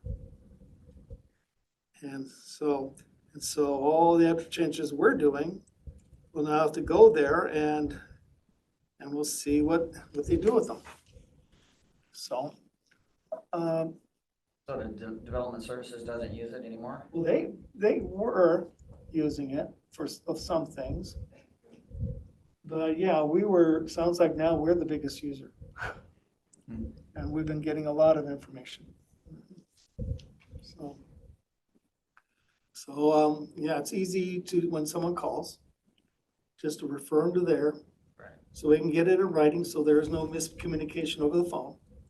That's always the problem is if you do it over a phone, then you run the risk that you wrote something down wrong or heard it wrong. Right. When it's in writing, Refer then back. both sides have to know that this is what they gave. You know, that's what the person gave. If he messed up sending it to you, we can't be challenged, you know, unless it's really obvious. Yeah, it's best if it's in Yeah, writing. yes. The paper trail. So I think it's a great tool on the website to have available to the public for us. So we're going to use it on that. Come on in. Hi. Do you know Jeff Neeson? No, attorney? Okay, is he in the public defender's office? No, he came from Spokane. Right, but where does he work? Spokane. He's an attorney from Spokane. Okay, I don't know who he is. District court or superior court? Superior. So you'll need to go down the hall, across the, I was just over there. breezeway, go through that door and go to the right and it's upstairs. I went there already. That's done, it's over with. so what is the question? I need to find this attorney. Yeah, it's gonna be, They should be able to help you with that. It's over, the court thing.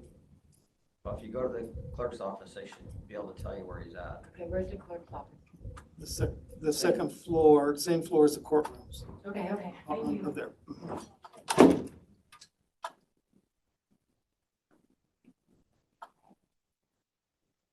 Plus, I've been raising a little stink on Ziply. Ziply Fiber, who says they own real property here. Done no deeds, done a lot of changes internally, but nothing's ever been recorded. And by not recording it, you never have the excise tax addressed. So we have stuff under general telephone from long ago. General telephone went to Verizon. Verizon went this way. We have $1 billion sale that happened. Simply just says, I'm the owner now. Well, in what way? What have you recorded? The only thing they record is through the Secretary of State's office. And I've sent it to Department of Revenue saying, you got a lot of counties that properties are under GTE, general telephone. No one's changed the address. No one's done any documents to change ownership. So if they do one affidavit, that opens up them to an audit. So they just don't do it. and they don't pay tax on their acquisition. What's the Department of Revenue have to say about Well, it? I'm giving it to them, I gave them the information, and hopefully they do a big audit when you have $1 billion sale. Maybe that's enough to entice to do an audit. Well, yeah, that's funds that's not going to the state either. Right. More of it goes to them. Yeah, they get a big chunk out of REIT. Right. But we're So, also losing. and then they got all the interest and penalties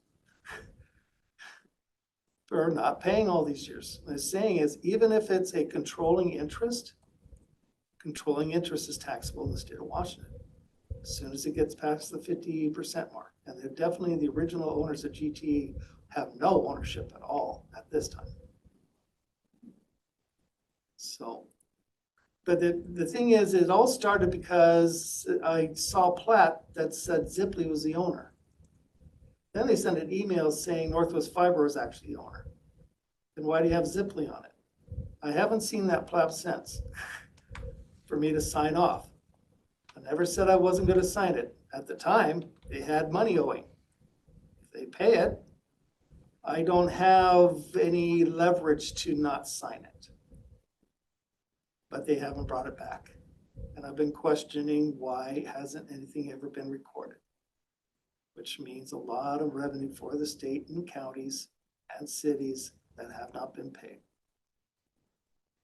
on REIT. Based out of Kirkland, Washington. So yeah, when you bring up General Telephone, it gives you this long history of all the change of ownerships. One of them was $1 billion transaction.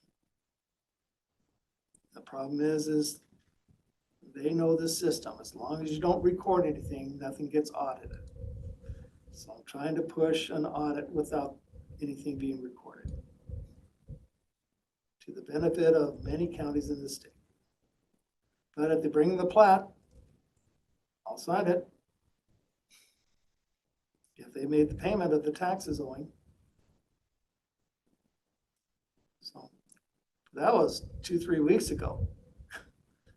Somehow I think they think I have more leverage than I have. They've never asked the question to me, are you refusing to sign it?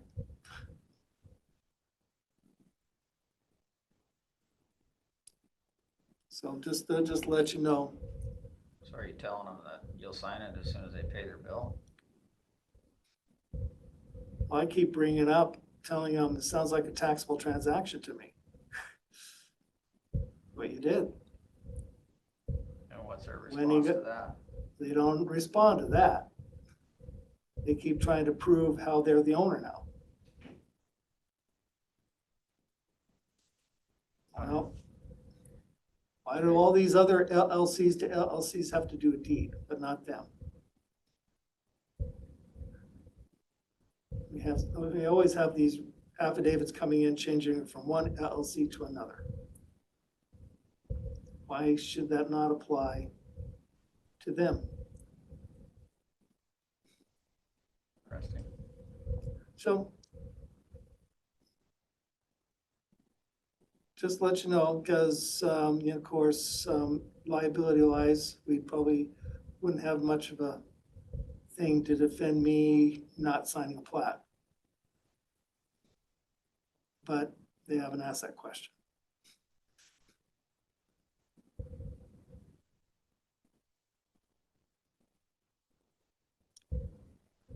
So that's, I just want to give you a heads up on that. My legislative proposal came in, was approved by region, so that'll go to the conference in June for the whole treasurers group to review to see if they want to pursue that. It's a cleanup bill type of legislation I wrote up. It's not a standalone. So if we have the right scenario where a cleanup comes up where that fits that title, then if it passes, then that'll be added on. That's about it. Any other questions? Looks like there was a sale in November of 2024. All these sales. I'm talking about General Telephone. This is, Oh, okay. we have a plat. The taxes were outstanding, didn't get paid, so I didn't sign the plat. Also question why they put on Zipley as the owner when they even admit themselves that Northwest Fibers owns it, not Zipley. Well, the plat's supposed to have the owner on it. I've never seen the plat since, almost 3 weeks ago. Right now, they think they've never asked, will I sign it with the wrong ownership? That's not my job. That's usually first comes from your office. But that one was, that Amy was rushed and didn't even put a assessor signature block on it from Columbia Northwest. They do that a lot. Yeah, they do that a lot. So I sent them there, and of course, and then We have to have a she didn't spot. have her normal time to review things as when they So come. did she just sign it off? Yeah. What's the plat name? I don't, Zipley short plat or something like that. It's definitely under Zipley. Mhm. And it was a parcel that's owned, that we have under the ownership of General Telephone, GTE. That's like a $253,000 value, that parcel. That was also being part of the state assessed utilities. Maybe I should cut off mine so you officially open up.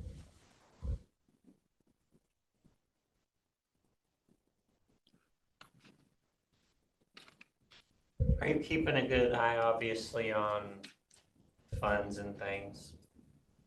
Because I accounting updates have been kind of few and far between. Well, only when we do a month end, and when I get to month end, I send them an email of all the amounts that are in negatives that I wasn't expecting to be in negatives.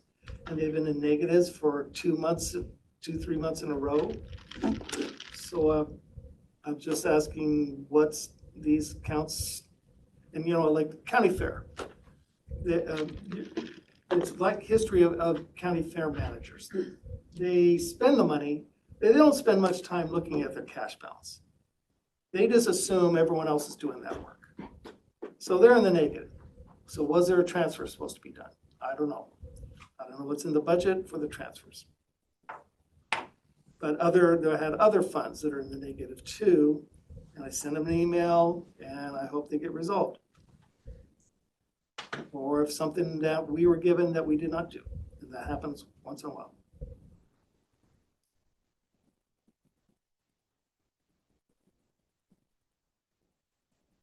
I had a little issue with accounting. I'm working with Michelle on. What was yours? We showed $1,100 missing from my professional services, and we didn't know where that came from or who did what. And Mandy had moved money around without letting us know. And it's like, it was a bill she had got, and it's like, well, why are you paying that? It should come to me so I can question the company about, it's supposed to be sales tax. Would have opened up a big conversation with them. But she decided to just pay it. And it's like, wait a minute, we get audited. We've got to have an audit trail. You can't just be doing that. I did put them on notice.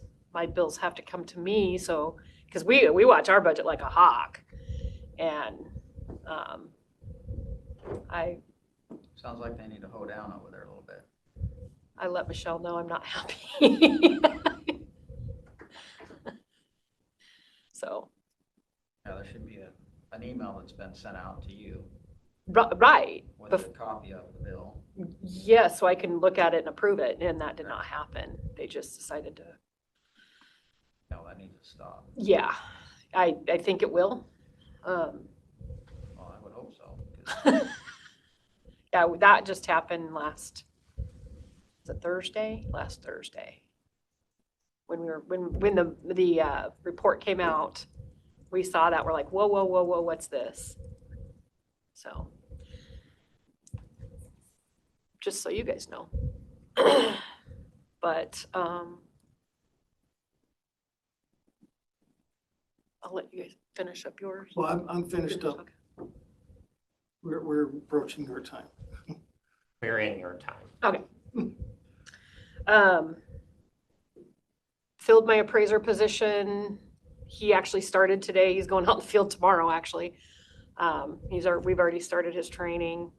I have a verbal offer accepted for my office position. So in about 2 weeks, we'll be finally up to full staff with 3 in training. So that will be nice.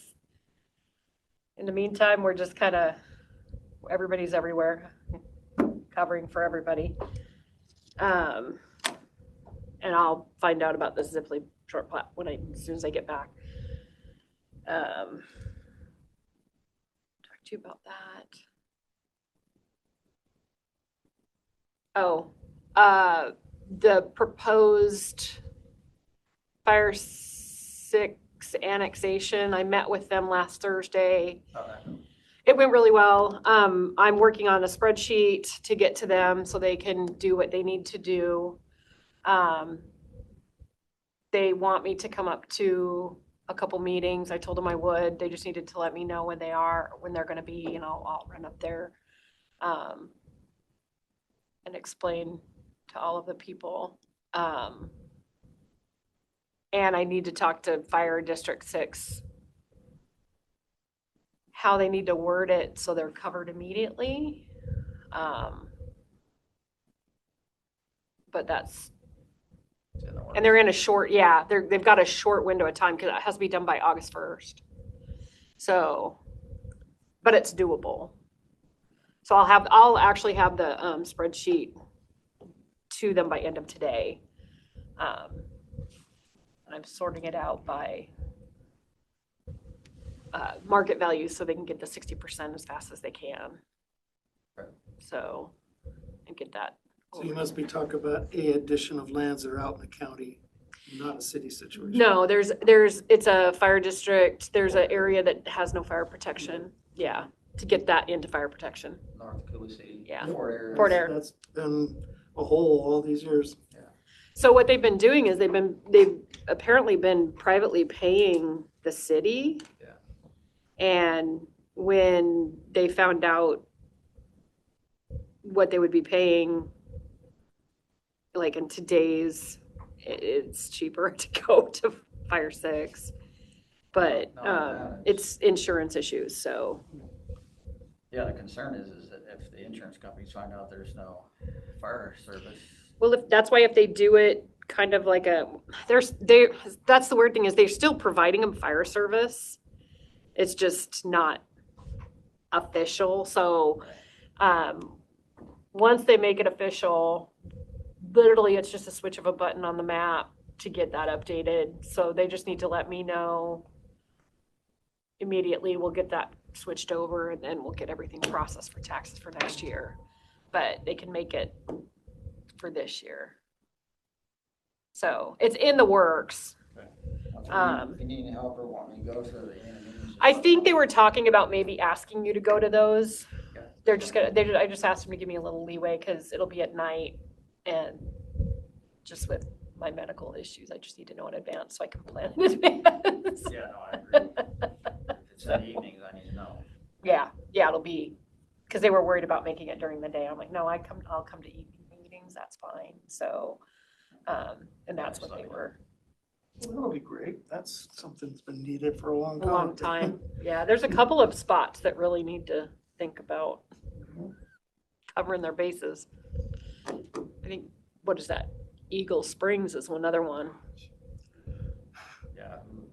But they have primitive roads. The fire district is gonna be hesitant of wanting to annex something with so much that could, just going on their roads can create damage to their vehicles. No, they come on mine. Mine's a private road. It was pretty bad. It's nice now, but. I wouldn't want to have a fire in Eagle Springs. Well, they've had a couple, so. Yeah. I wouldn't want to be out there. That's pretty primitive. Not for paradise they were thinking. Well, I want a piece of the West. Oh gosh, there was something else I forgot. Sorry, I'm running on a headache today. I I did talk to Development Services about the GIS maps. Right. Those are gonna get updated here in another year or something. Yeah, that's, I think, trying to talk to mine. Pardon? 2026 or something. Yeah, I was talking to Aurelio about imagery, when the next imagery flight's gonna be, and who we're getting that from. Because we're trying to work on we've been trying to work on like a comprehensive state, so it's cheaper throughout the counties. We just haven't been able to see it materialize yet, but that's a push from my assessor association, because we're all needing imagery more readily available, and it's expensive. It's expensive. So,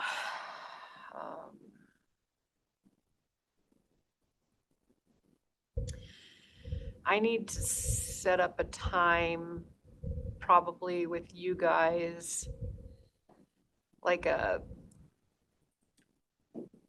not on the record for updates on potential lawsuits. BOE, For, yeah, data centers. Is the state ever gonna, You just have to include one legal counsel. yeah, because if the state keeps losing on the decisions or. Well, so the problem is they don't give us information, and then, so they have to guess. So they base it, like, we've been basing one on information we were given in 2017, because that was the last time we got information, even though by law they're supposed to give it to us. The only way for us to get it is when they do go to a lawsuit and we go into discovery. And so then we adjust based on what we got, because there's no sense of dragging it on through the lawsuits.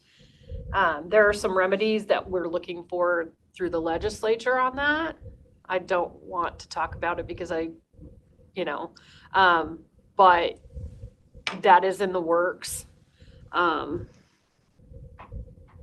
It's how can we force them to give information? And that's, Yeah, they're getting rewarded.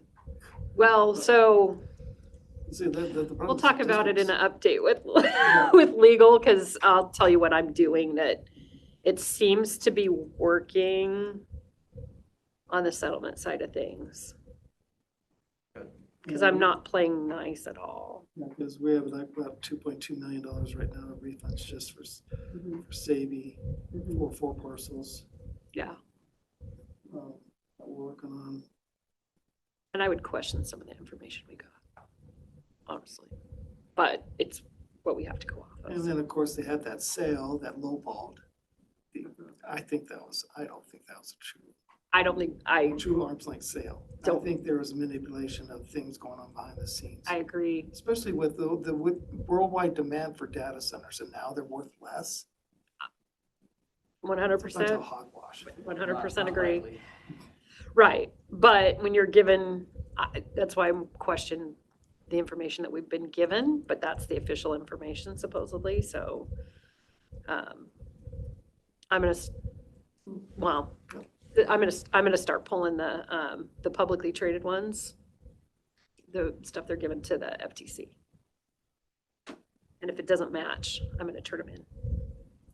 The only differences can be made is their cooling systems get better and better, and so that if that's part of the infrastructure and not by the users, to try to save money, but. I think it should be based on the income that they produce. And it's usually a combination of cost and income. And that's where they don't want to give us information. Do they provide a tax return? They don't give us anything. Which is why we're always in court they waste more taxpayer dollars in legal fees than they do pay their taxes. This is why, I've been pushing the concept the Montana concept, where these advisory appraisals need to go away and where the state takes full responsibility for their appraisals. But then there's going to be a compensation angle. If the state takes over they may want money from the counties to pay for that, pay for someone to pay for it, but we'd have to convince them to pay for it yourself.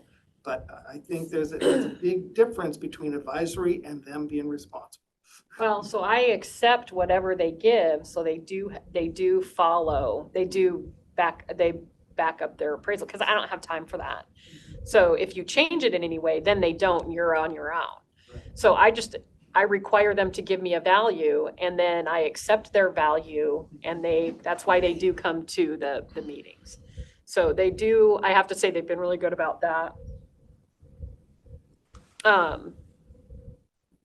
And we should see less and less, not that we're lowballing anything, but things are gonna get buttoned up. It'll just take a couple of years, because we gotta get a change in the legislature. And we tried it last year, didn't go anywhere. We're gonna try it again this year, and it'll probably will move forward. And that'll be for all advisory appraisals. So. I think that'll be most important if the Commissioner Association puts her full weight behind it as well. Mm-hmm. But since it's also a big benefit to cities, that you need to have the cities behind that. Everybody should. Yeah. It's just, all these governments need that to be correct. We're gonna have a huge Yeah, we'll run it refund. through Waco. We're gonna have a huge refund levy. Yeah. For this term, this period. For Quincy, yeah. Quincy area. Yeah, so it's really all I can remember right now. It is Monday. It's been a Monday. Last week was a week of Mondays, and it was every day was a long week within itself, so. Yeah, last week was rough. Yeah. In fact, we had to call security again last week on one of our frequent flyers. Our security was very nice.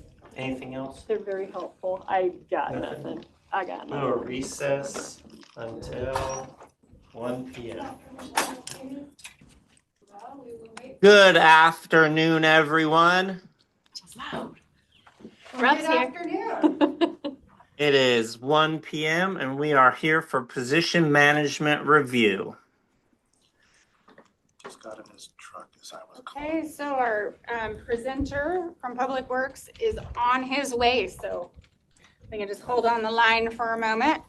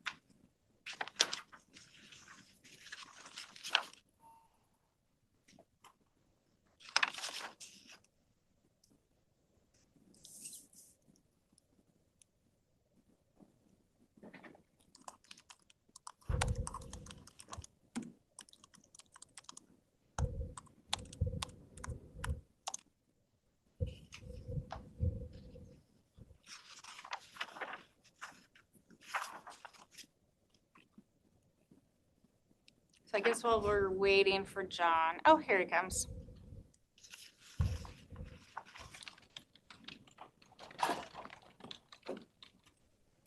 Hello.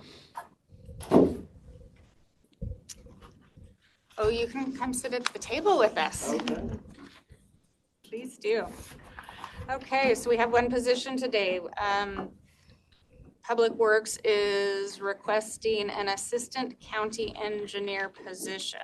This position has been in place in the past, but hasn't, I I think it's been 2.5 years, maybe 3, since there has Well, been an Andy assistant. filled it shortly, for Oh, a very short period. okay, but that's yes, fair. Otherwise, Yeah, yes. before that, it was a little bit longer, a few years between those. So, they would like to remove supervisory requirements and lower the pay to from band 20 to band 18.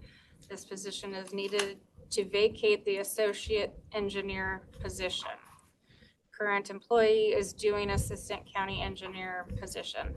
Both current subordinates will be transferred to the road operations and maintenance manager. So what can you tell us, John? So, you're right, we haven't filled it in a number of years. At first, it's because we couldn't get any applicants for it. Then in our org chart, this is not the signed one. This is what we potentially would like to do, where these extra positions would go under the road maintenance manager. That would take that supervision away from them. And these engineers are, these people in these positions are reporting to the deputy director. The assistant county engineer would basically give them their daily assignments. You know, you're going to this project, that project, but there would be no supervisory as far as anything other than that. No timesheets, no reprimands, no PIPs, no annual reviews.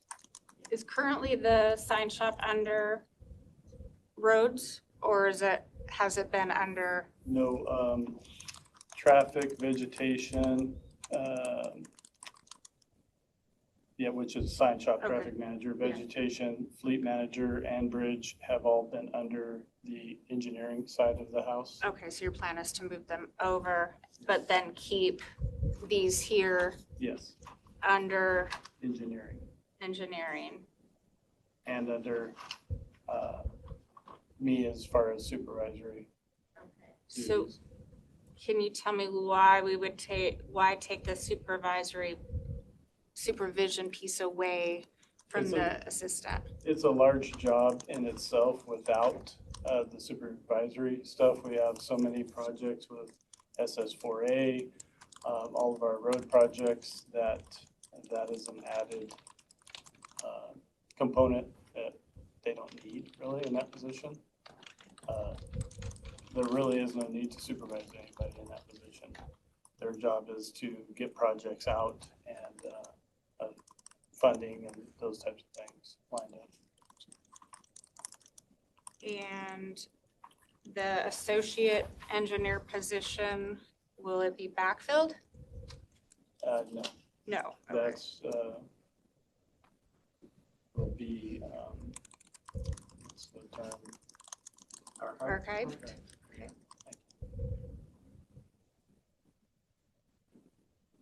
So is the intent then to have the person as the associate now, associate engineer, so you have somebody there now who's doing the work of the assistant, some of the work of the assistant? Pretty much all of it right now, yes. Is that person getting compensated for that? Okay. And then This position would be archived, yes. and those wages we plan to use for a combined position between development services and us of the engineer, review engineer, which is one of the ones that we're looking. Development review engineer. Yes. Okay. So they would be reporting to planning as well.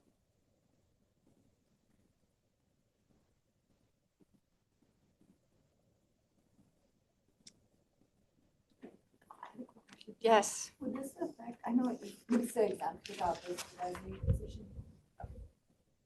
I think money-wise, There's 3 tests. Yeah, So that you have that's to what I pass. was, curious about it. So it would not?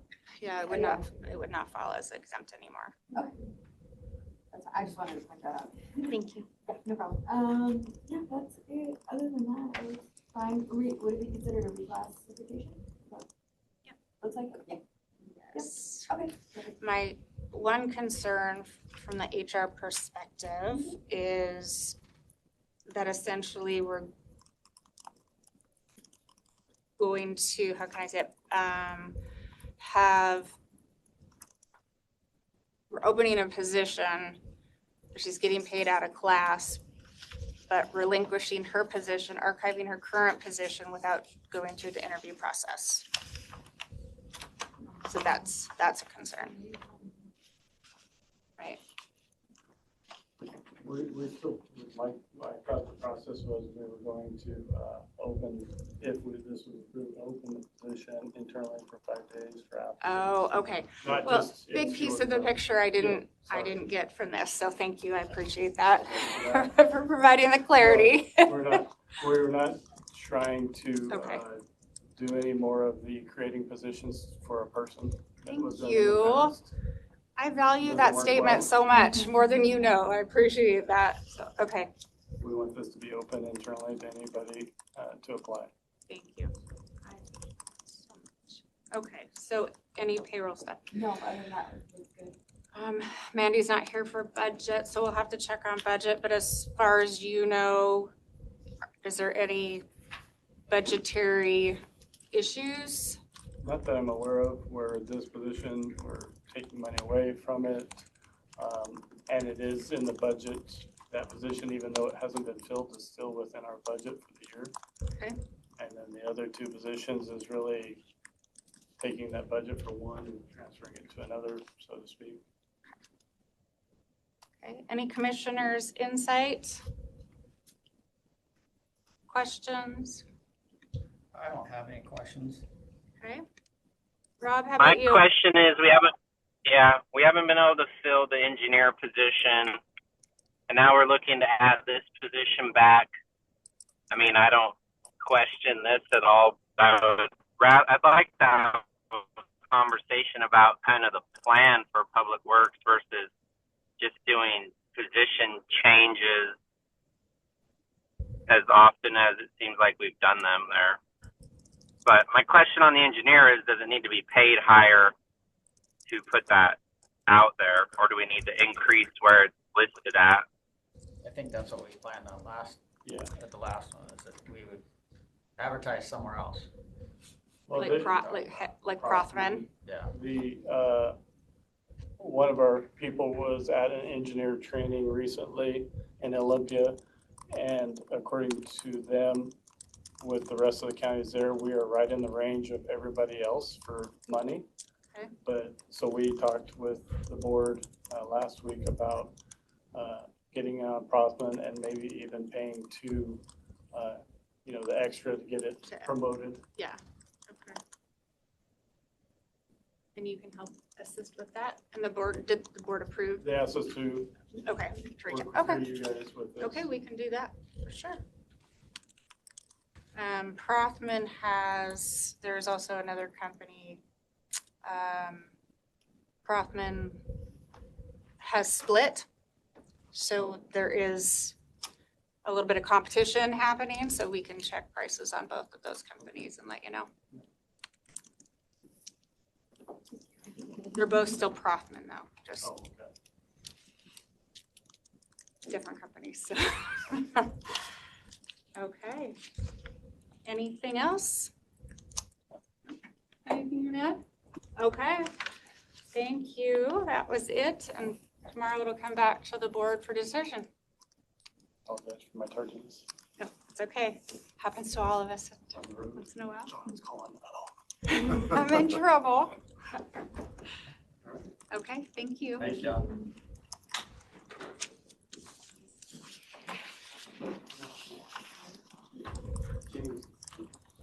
Do you want to put us into recess?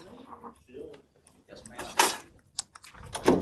Good afternoon. It is 1:48 p.m. and we are here for a commissioner work session. Barb, do we have any work session things? The pending decision spreadsheet? They're all outdated. Well, let's update it. I haven't. Well, there's no way to update them. Coordinated 5-year plan, Caitlin, where are we at with that company? We just got the contract back from the prosecuting attorney's office. It's on consent this week. That's great, thank you. There's no rush in that, so take their time. Small attractive items, don't know. ADA access being looked at, safety committee plan, don't know. Morgue, in process. Blair's working on that safety committee plan. And the morgue is, yeah, Tom's working on that. More to come on that one. Gabe to new. No questions. When did you receive these items? Lunch? Yeah.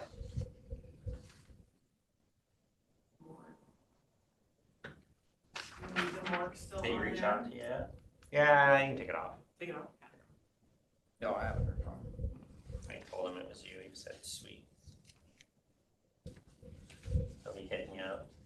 Then you can meet with him in person and be like, Whose construction site is this? And who's the manager of this project? send it to whoever's having them build it. Any other items to be discussed, Barbara, Caitlin? For the surveys from Beckwith Consulting, the visitor survey and the resident survey, do we want Mr. Beckwith to print the copies off, or do you want our office to do that? I mean, I would assume that he would be printing them, but I don't know. Every assumption I've had with them, I've been very confused.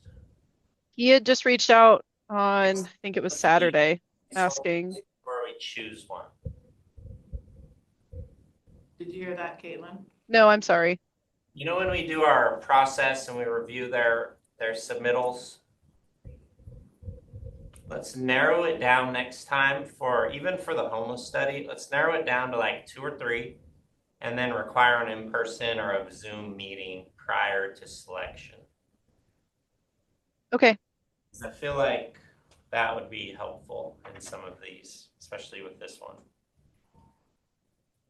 Okay.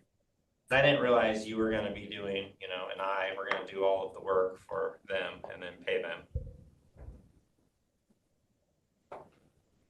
So. Also on this work session, your commissioner district updates, you guys have kind of stopped doing that as well. Yeah, I don't really have an update right now. Maybe Kevin does. Kevin, do you have a commissioner update? Oh, the only thing I have is that we're working on that Fort Eric project with Alyssa on the fire district. Other than that, They're trying to form their own. they're trying to not really merge, but be included in the District 6. Oh, okay. Is Fort Air one word, Fort Air? Yeah. With the Fire District 6, you said? Police Fire District 6, yeah.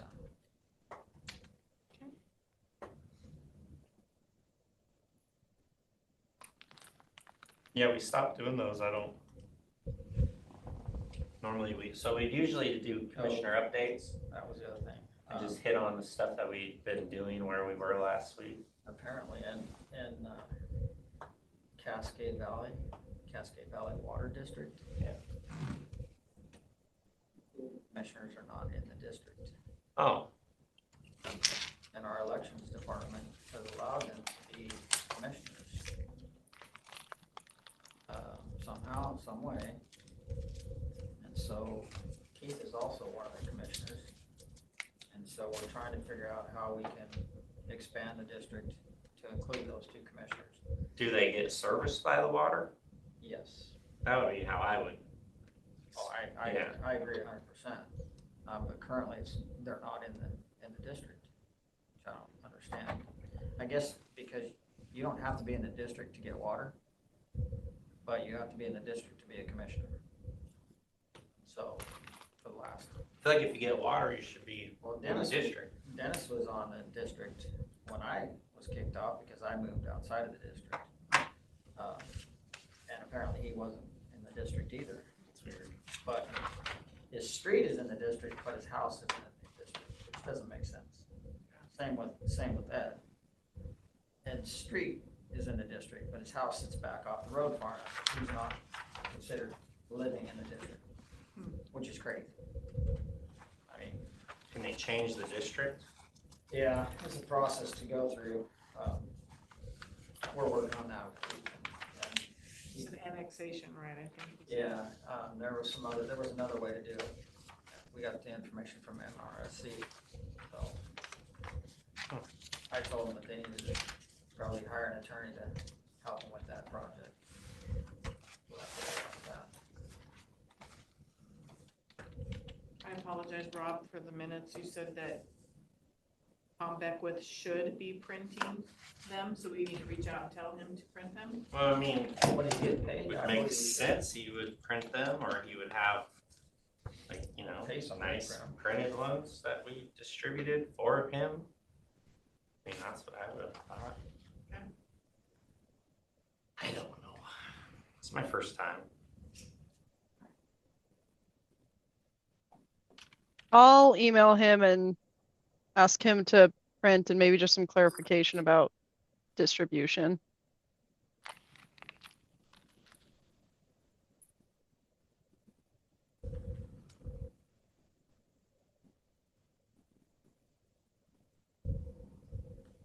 Caitlin, I'm assuming these magazines you brought down earlier were from the tourism committee or?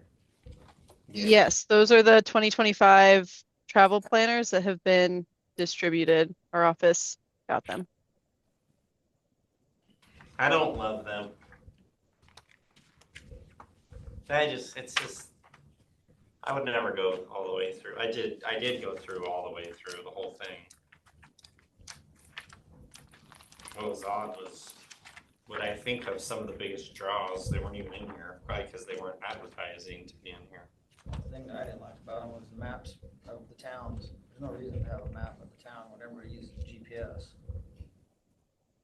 And maps on their phones. There's a beautiful picture on page 70. Which one of Ricky's? Yeah, we already heard about that. I know, It is a cool picture though. it was a great picture. Can't wait to hear how that one plays out. Well, they just messed up, put file photo instead of his name. Was that, anybody take care of that, or was there any communication with them about that, or? I don't know, legal had it, I think. Barbara Dorbeck emailed sometime recently. She is just waiting to hear back from the Columbia Basin Herald's legal team, so that way they can talk. Gotcha.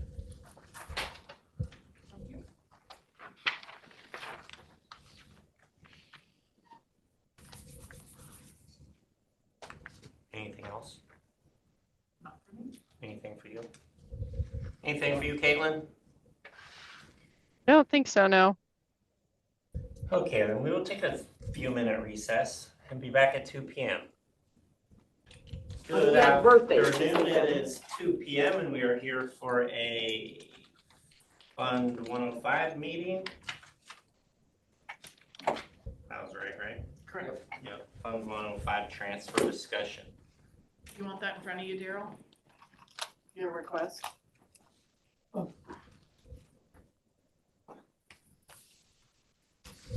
Was we had a proposed transfer presented to us where it seemed to conflict with the discussions that I had with you. Trying to figure out what exactly this 1.1 million represents. Because I'm not sure how much your potential contract is with a salary review entity. How much is that? I think it's around 300. Okay, so we have over the $2 million to cover that. Then what is the other elements of the current monies in that fund? The trainings, the So positions, Isn't there money set aside too in case there was position changes? position And changes. you guys yeah. wanted to track it, and this Yeah. is the way we could So track we it? had, so in 24, we put the money that was budgeted for positions that we were going to add in 25, we put that in there. And that was because we didn't want to approve in the budgets, like the sheriff adding 5 staff. We didn't want to say, put that in your budget, because once you give an elected official that in their budget, they have the authority to do what they want with that budget. So if we were in a tight spot, we wouldn't have been able to say, you gotta hold on that. And then the others were training, salary study, and adjustments in salaries after the salary study. Okay, so for current expense in other departments or non-current expense or just current expense departments? I think it was kind of for everyone. Okay. So here's the point is the worry about the spending it in budget is that's why we keep money in the reserve fund, where it's not dedicated to any budget. So we would not have to worry about, if you had not provided a budget for them to spend it, you don't have to put it in another fund to protect it. All you have to do is just have it left in the reserve fund, the unspent money of current expense.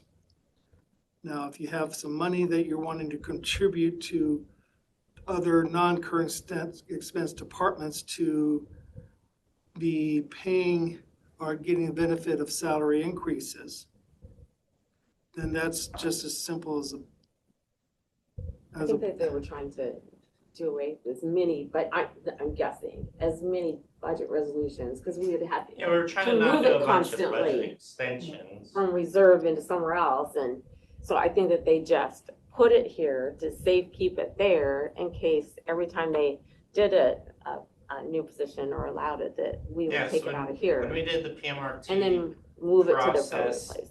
at budgets, not all of them were put into the 105 funded, only the ones that we would had approved at the time of budget. You have to remember, budget was in October, so we didn't even know our real numbers for the budget yet going into 25.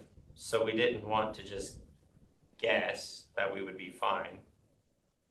So that was a lot of it. Leaving it in reserve makes sense if we're actively tracking the reserve as a board. And I can't tell you that we do that. Monthly, you give us that update. Yeah. But when we're making those types of decisions, in the past, it was always just put into the budget. You want 10 positions? We'll put those in Daryl's budget, and then if we can afford them, we'll allow them. But that didn't work either, because we did that in 23, and then all the positions were just added.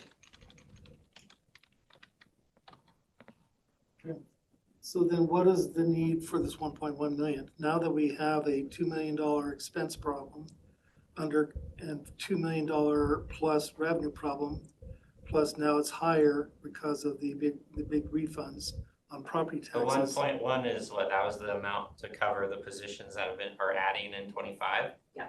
I mean, they're gonna transition to cover those positions. What positions? The new positions that have been added in 25. Right, but and so the 2 million that we have in there already wasn't enough then?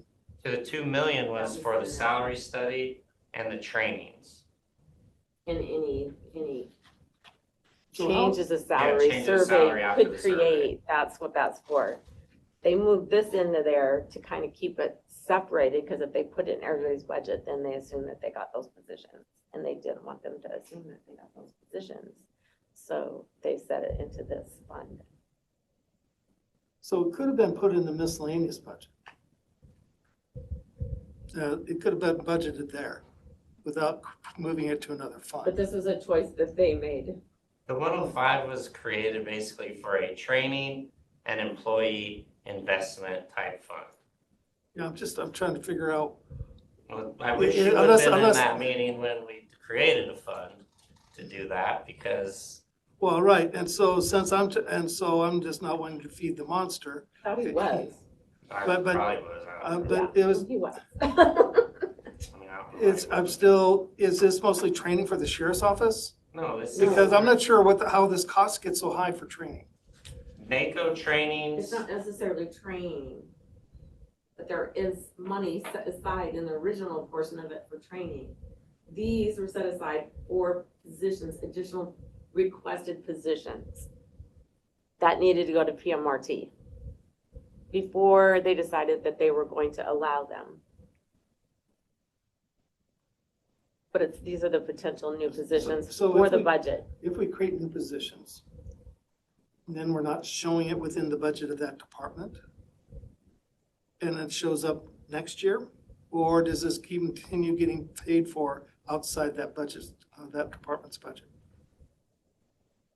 No, they would be paid for in their budget. Once the position's in, you have the position, it's not a request. Then If this you money have a will be new, moved to the appropriate fund. Right, so then there'll be a budget extension No, for that well, department. not. all at once, so not Well, if individually. you We want to might show it, have you want to make sure that the next year's budget shows the position, so Right. it's not missed on when you send out We your, may still have to do that too. so then you would have to put the money back into current expense, if it's a current expense department, to then reflect it in that budget.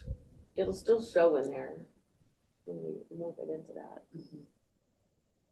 But we may Right, have to do but if some you left the money in documentation. current expense, then you wouldn't have had to do the budget extension when this position is filled in that department. Well, you're talking current expense, but we couldn't put it in their department. Right, because you could have had reserves, you could have had that Is department, 105 not a current expense fund? no, No. Oh. It's a that's special- the thing, yeah, but then Manny in our last communication said it was just a sub-account of current expense. Which then, if it's a sub-account of current expense, then it just might as well been a department. Well, you wouldn't want it in the department, so. No, I'm a department like miscellaneous. Gotcha. So you could have created a But we don't department. have, I mean, we have miscellaneous government. It's kind of tough though too, because Mandy wasn't in the position really when that plan took place originally. Because the plan was in right at the beginning of 24, I think, is when we started planning of, okay, next year we need to have a fund to hold this money so that It we was in don't, 23, yeah, 'cause late it was, 23 and maybe. we had it in 24, all of 24. So it could have been the 23 is when it was created. So this fund, But at budget time, this is where they said. the budget, yeah, but at budget time, eventually, that department's budget needs to reflect that position. When will it reflect that position? When they add the position. When they add the position in So there, then- and so go to then budget the- the next right. year, it will show, and it'll indicate that they have that many positions and they need that much more in their budget to cover it. So they'll add the position to their budget, or the expense to their budget. Mhm. Then we'll have to move money out of the 105 back to current expense to pay for it. Technically, And which I'm saying is, for the current expense fund positions, it could have just stayed in current expense. Well, that makes And- perfect sense. Well, But at it the same does, time, at it's the, like, at I the, didn't but at know the it same was time though, outside of then current it would have been expense. the same thing, we would have had, we could have just left the positions in just, as we created them, do a budget extension if they need it, or do the budget extension at the end of the year to do it. Yeah, Instead of moving it in here, we're essentially gonna end up doing all the same work. I But think that it was just like that fund was for employees. So then we put the increase or the positions in that fund. I don't think there was like a I think deep it was just thought about it. it was a good mark as to what the budget could really look like for the year. Yeah. It was just a placeholder. But, I mean, you guys are gonna need to decide next year in this next budget how you're gonna do that. I mean, Are you to just be gonna totally leave them honest- and do them as we process them, and To me, I don't, either way is gonna be the the thing same. is like, okay, let's put the position in your budget. You don't have approval to hire them, but you're independently elected. If you choose to hire them, then next year I'll cut your budget by double what you didn't listen to me about, right? Yeah. Like that is how I would like to manage our board, but that's pretty aggressive, Yeah, right? But that's when we talk about what I want, like what we kind of talked about doing for 25, we talked about doing stuff like that, but it's very, abrasive.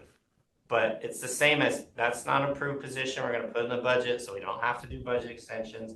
and then you do what you want to do anyways, Yeah. that's kind of abrasive also. Mhm. So Mhm. we tried to do it in a way that we thought would be the best, Daryl. And Yeah, I guess it's a learning experience. Now we know either direction is going to be paperwork. It's going to be additional paperwork. If I was a person that just pushed transparency only and didn't care about the rest of the process, then would you agree that doing a budget extension for a new position, despite the cost involved and the time, is the most transparent way? yeah, Yes. Okay. But then in a way, you put the money in this place, but you still got to go through that process to do your budget extension process in a specific department for a position opening. The timing of the year is, do you do it at the time it happens, or do you do this all in a group at the end of the year? And a lot of these were done at the end of the year. Yeah. So. I mean, we could technically do that and do budget extensions. Or we could But do- then you got year. publication Do it by costs. quarter. You have all these publication Or we could costs. do it quarterly. yeah, just do a Quarterly would be better than waiting until the end of the year, in my opinion, just because that I think sometimes the it's such a media scramble would at the end of the appreciate. year that Yeah. less is fast to have to scramble. Well, I to think do it. that for the Herald's revenue side, they would definitely prefer it quicker. But that's not the intent, that's not the part of consideration, is the transparency to the public, knowing what's going on in each department. How you want those to. position requests though in that 105 fund are all available. Mhm. But then it's If like, they're approved, yeah. yeah, if But they're no, approved, even the the money's position set aside management for it. list is available. If somebody said, I would like a copy of the position management request for 2025, they could just print it at HR. It doesn't have names or anybody, it's just Mhm. position requests. Mhm. But Daryl, then, so in budgeting, you're saying leave it in reserves, but you know that when it comes to budget time, it's basically like, we only want to take 4 million from reserves.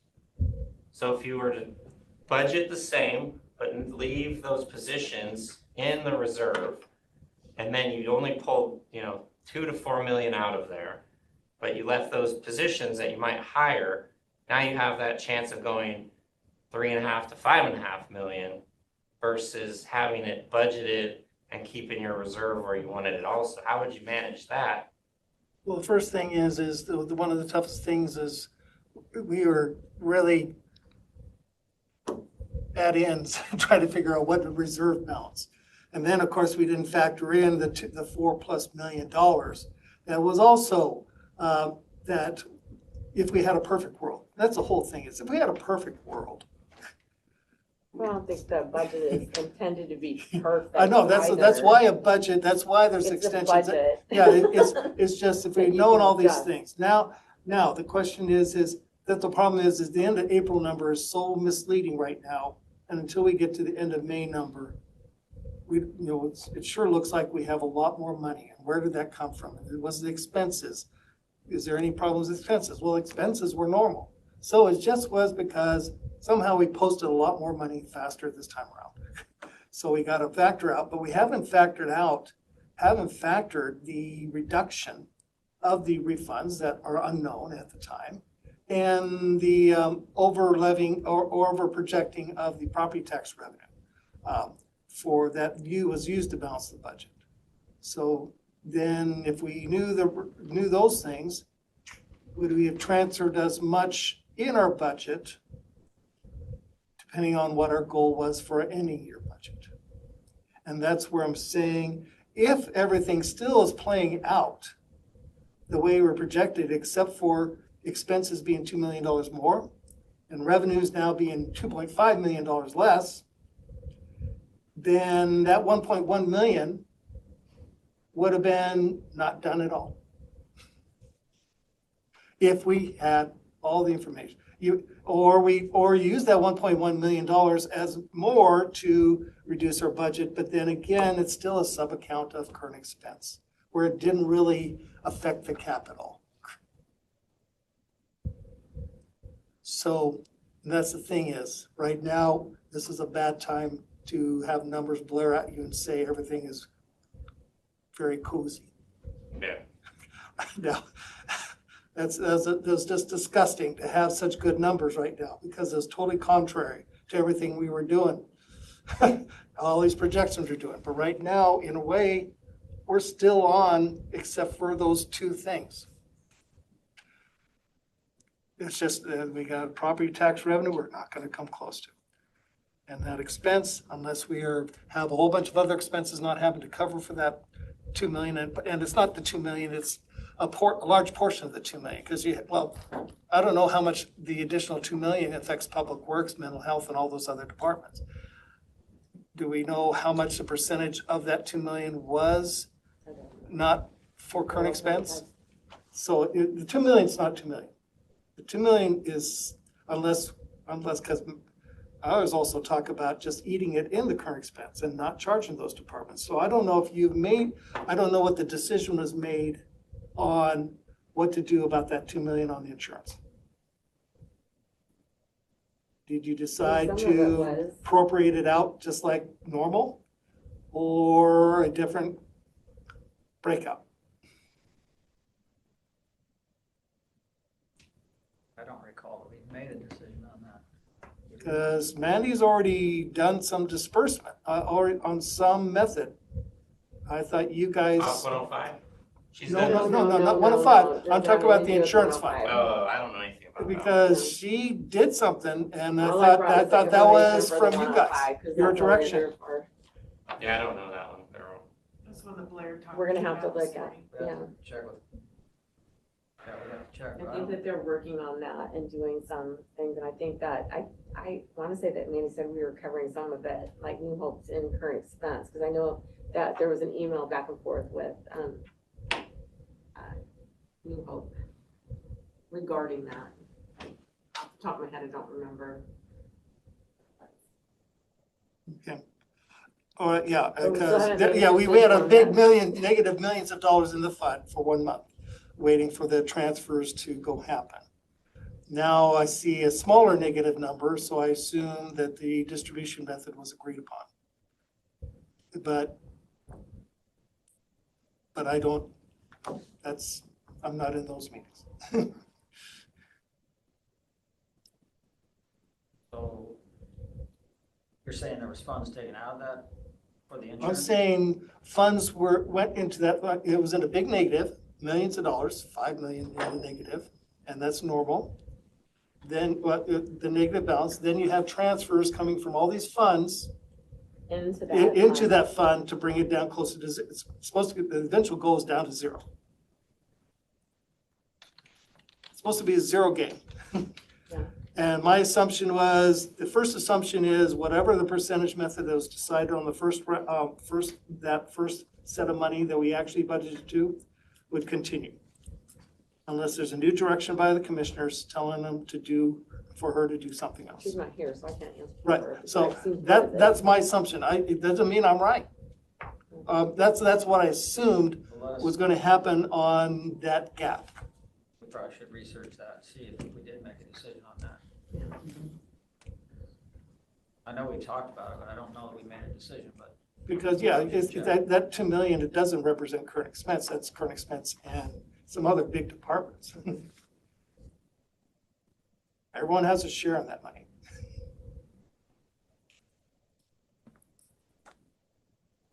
So, okay, well, I've pleaded my opinions. So the question is then, do you want me to follow through and process this transfer in May for the $1.1 million? It is not in the 105 yet? It is not, no, No. because they processed it and he pulled it. They processed in the accounting department. We didn't see On it. April 8th. Yeah, we didn't see it. I'm not saying it was probably us missing it. And then we didn't process it. Then when I saw it, I go, hey, wait a minute. I thought we were doing something different. So that's what this meeting is for, is to decide, do we continue on processing this and putting this into the 105 fund, the $1.1 million. That is how it's budgeted, right? Mhm. I would say we move it into the 105 because it is budgeted to be there. So we're Okay. talking of transparency.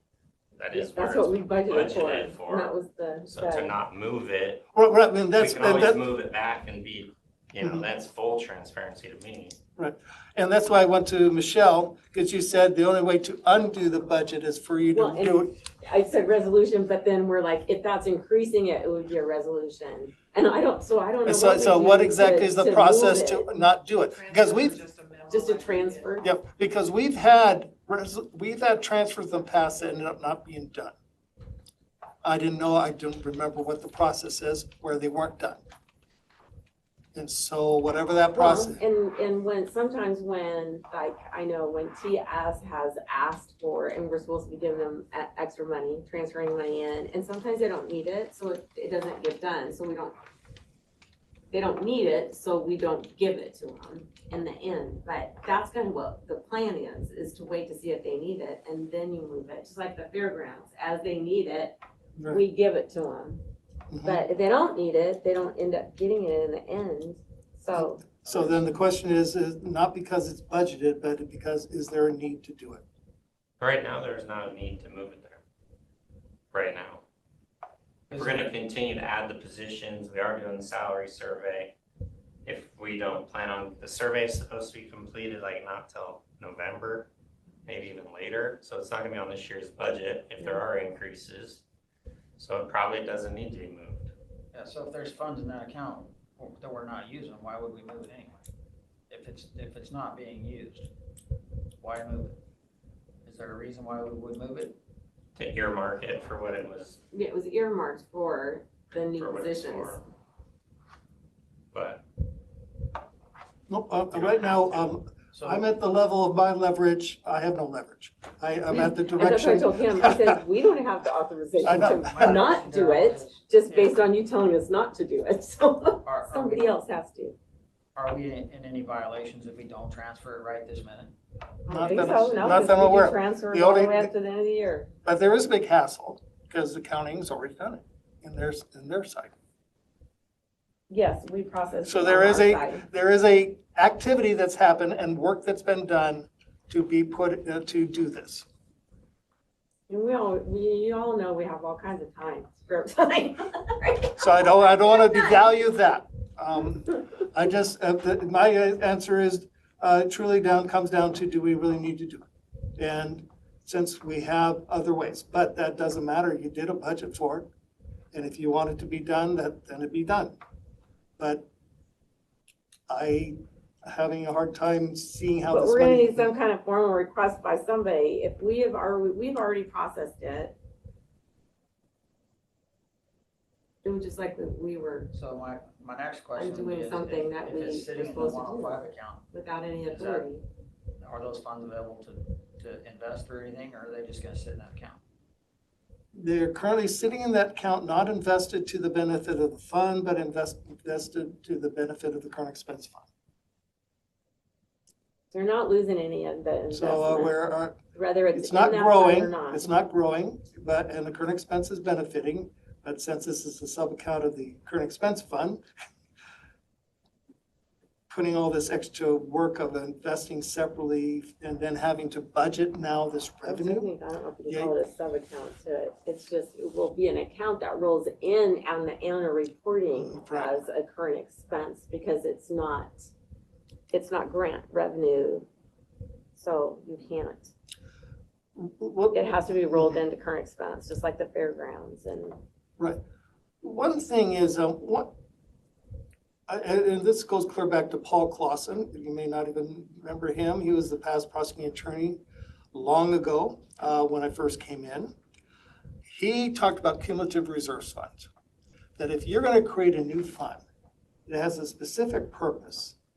And the only things going to spend from that are not current. And if you move money from current expense to that fund, then you're saying that those expenditures, that fund are not current expense related. It'll be for something else. Now, cumulative reserve is technically not used at all. No one uses that phrase, but it's actually in the counties. I can't remember if it's in the RCWs for the counties or where that is. And so if this has created a reserve fund with the intention of trying to remove our cap, to avoid our cap, then it's supposed to be paid for using things that are not truly a normal current expense related purpose. Well, and that was the intent in the beginning, is we moved it into this 105 fund to do the salary survey. Right. So then if the rest And of the things training. that may happen to this And the fund. trainings are all departments. Mhm. Public Works is coming out of Mhm. 105 for their trainings, Mhm. so. Yeah. But if you're not able to spend all this money for non-current expense funds, then maybe the timing is not right to move it out of current expense and not be able to use it back to current expense. But once it's moved, it can't go back. Is that what you're saying? If this is a type of fund, if that's defined as its purpose, then it's supposed to be not for current expense. Now, you have the training, you can have that separate, you have elections. You have a separate election We of just bill fund. it through there Yeah. though. We just take and bill it right out of that, that fund. Right. So, it's just, but if it's just for salaries that will go into the budget of a current expense person, then I'm not sure you can move it back. I can't remember that, because she asked the Secretary of State's office and the state auditor's office about that too.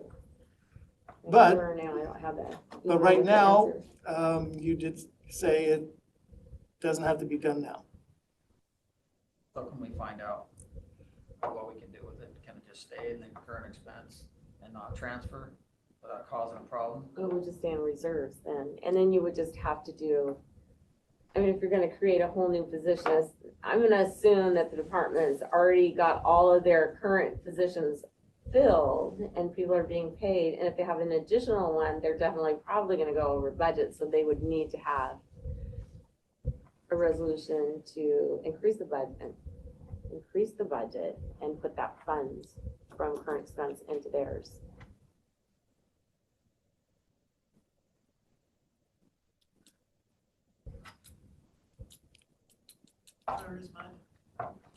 No, Yeah, I it's think clear it's as mud. That's the problem, and there was no really good, clear. to each, well, there's 4 of us, all 4 of us have a different So you opinion should of just, what if they're happened. requesting a new budget, you should just not put it in the budget. No, I mean, I don't know. disagree in that sense, but And I then do as- worry because you're gonna do that salary study, that's gonna go into the reserves, it's gonna get spent on that short on the insurance, and then those increases, when that salary study's done, are not gonna be there. Mhm. And that's what's gonna happen, Mhm. and we're gonna do a It's gonna be salary gone. survey for no reason. Mhm. And that's what's gonna happen, is my guess, and then why'd you do a salary survey if you weren't gonna look at the salaries? And that was a lot of the budget time conversation, so I'm fine to leave it in the reserve, because it's our decision. I would just say the cautionary piece is it gets spent and we don't It's have gone. enough reserves, or we can't pull off the reserve enough Yeah. to change salaries after the survey, in which point the survey is pointless. But then the money is still there, because it's not being, I mean, this money will be still here in 105. Still, that out of the remaining amount, But- out of 2 million. But out of the 105, you might pull some of those positions that we haven't added through PMRT yet, because the money is there for that. That was kind of the idea of it. Or you're gonna have to pull off reserves, well, Then those funds would be transferred into the other, wherever. But there's currently $2 million in there, right? I think we have 2.2, don't we? Is that what we have in there, Probably. other than this? I think So has it's the salary survey been paid for? No. That's what, 240? 3, Say three. 3 something, I think, is what it they, was pushing 3. So that leaves you with what, 1.9 million? And then any of the trainings, Yeah. I don't know what else was going to come out of there. Is policy coming out of there? The policy updates? that I didn't Next hear. fall, that whole thing. Yeah. Next fall. I don't That's a whole remember. different, I have not been in that conversation. That's a good question. We had We probably need to figure out what all's coming out of that account before we. Hardly anything, if anything. Yeah, see, I thought it was just gonna be the salary survey I don't think there's been an and the expense out of money it. in there for the salary survey to It's just been see. a static number from the beginning. If there may be some minor little thing, minor little. The reason why we moved two in there is that we were over in our reserve amount. So they moved it in there in 23 to start that fund so that we could start the process of doing the salary survey. Right, the only concern I have is with the money in there, if any of it is intended to go back to current expense to pay for current expense positions with that Well, money and for salaries, that there may are be people that requested that it. may be the problem expenditure out of that fund. I think that we have an email answering that though from the state auditor's office. We're 6 months, almost 6 months through this year, so. Yeah, we haven't, well, we did move it, but. So if there's still over $2 million in there, I wouldn't think we would need that other million to go in there. But that's just my opinion. Caitlin believes that the NACO leaders at least have been paid out of their dues. They should have been paid out of there. And then my NACO trip should have been paid out of there. All of the travel expense. Oh, no, that's. There was Oh, NACO the leadership, the actual travel. Oh, that's right, you actually went in person as well. Okay. I think some of the transfers of the billings just haven't gone out of proper account.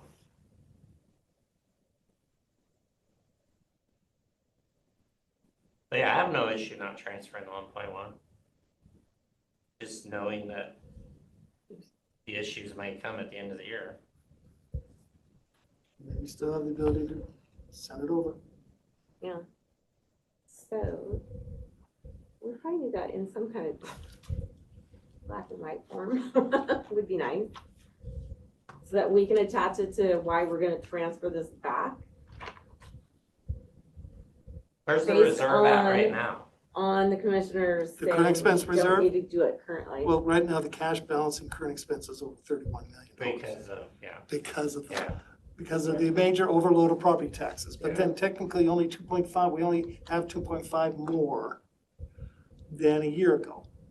But we're gonna be way less in May than we were a year ago. So that'll be the equalizer. And the non-payment of the 2 million over time is something each month, it will reflect over each month. Yeah, and then the refunds will show up in May. Well, we should also be adding a bunch of new construction into the equation this year. And that would be building permits and then the delay, the 2-month delay of sales tax on when payments are made. Right. So we should see some of that income. Right, but we haven't had an exciting year yet for sales tax. We've just been steady and at a good pace. This is a good pace based on all the things that are going on right now. We're doing this, again, better than other counties, even though this is not our exciting year regarding sales tax. I don't know. When I think of not transferring the 1.1 million out of the reserve and then being short the couple million on the insurance, I look at the 1.1 million doesn't exist. And then that's my concern for the end of the year. Well, that's the whole point is. I know, I get Well, no, that's my whole point is if we had a perfect world, then we would be budgeting, taking more out of reserves if you wanted to stay at the same level of what you did this year. Yeah. So now you got one of those transfers out that if you knew everything else that was gonna happen, would you have done it? Would It you have? doesn't mean you can't transfer it back out, put it back in. Right. Mm-hmm. We just gotta make a decision. This could go on for days. Rob, your NACO stuff was not paid out of the 105, it was paid out of our own travel fund. Yeah, and I thought so, but it needed to be out of. Oh, so you guys will have to send something out to have it. Because that'll be an actual transfer. Well, training. A transfer. Training. You gotta, well, the transfer is the function. Training is the purpose. 105 is the place. They just didn't code it correctly when they put it through. Right. And The work process, it then didn't put the right technically, codes. that's a commissioner's budget, a fund, 105, you Mhm. sign off on the vouchers on 105, right? Yeah, we don't. I assume so. Yeah, we don't.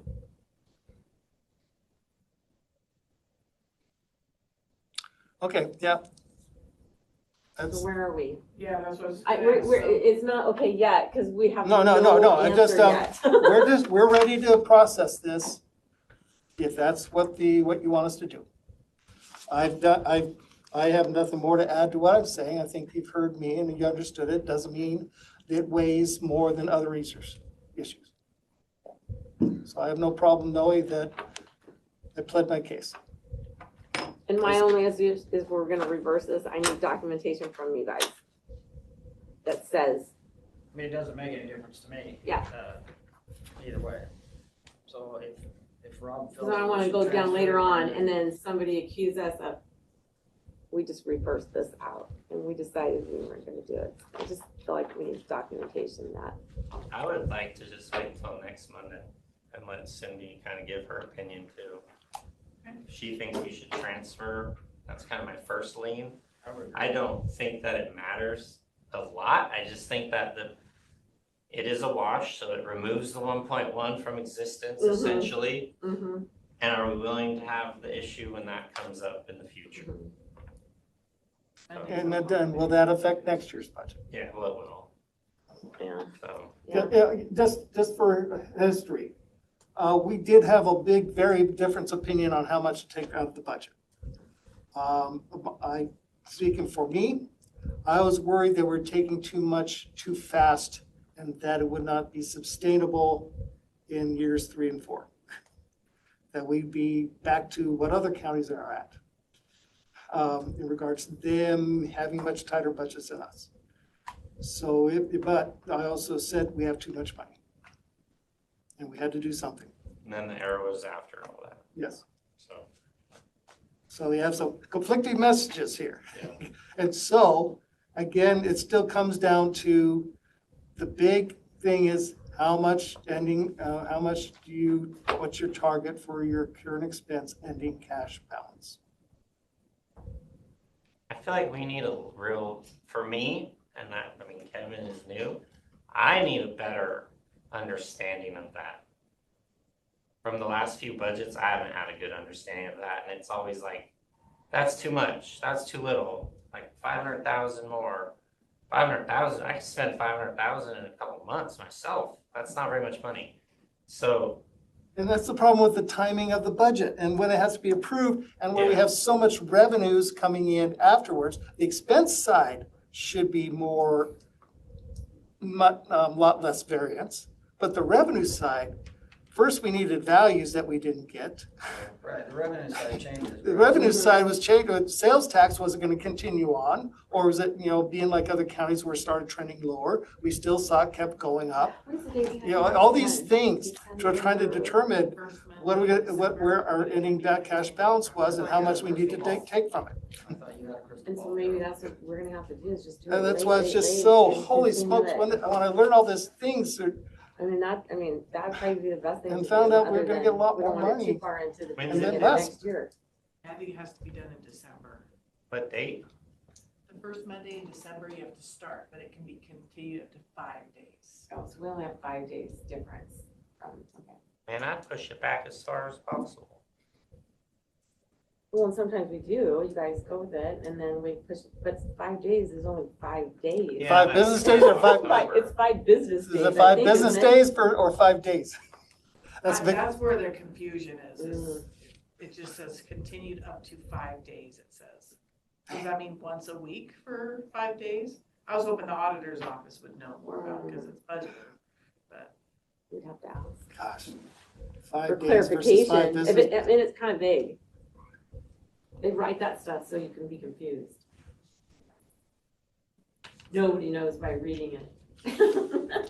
All right, So you Well, said okay. next week, but Monday's a holiday, so we can, Rob, add it to the commissioner's work session at 8:30 on Tuesday. Would you like to do that for discussion? Yeah, that's Yeah, fine. Cindy's supposed to be back on Tuesday. To my knowledge, yes. So Caitlin, can you add this discussion to the work session for next Tuesday, please? Yes, ma'am. just let me know what if we are to do it, then we'll do it and it'll get in May. We'll hold on to it and for your decision next week. Okay? And we'll be waiting for something if we reverse this. Probably have both of those. Well, she has the paper that needs reversed, he has a memo. That's Daryl's, yes, he has his original back. Can you take them? So we have them? Is that what I emailed? I think you have, I don't know if our, I think it might be in your email. my Do you want a memory copy is of not these? good. I have Daryl's Fine. original. I don't know why. Okay, well, but you don't have what's That's already, I mean, because we've Grace already said done it. our process. That's attached. This is attached guess already it's- to it? I think, I can't remember. Sorry, this is. I just wasn't, I just wasn't present. I need something I'll as give you I need a trigger. Yeah, that's it. I'll give you a copy of this and that way you'll have it too, so that we've done our part and that we would need to reverse it and we would need something. Especially when you have a judge. The other side, you do it 2 or 3 times, it costs you $500 every time. Uh-oh, what did I Yeah. do? Then you're So like just looking warming at up? them like, why are you doing this stuff? Yeah, I'm paying your ass. Sit up there. Screw me.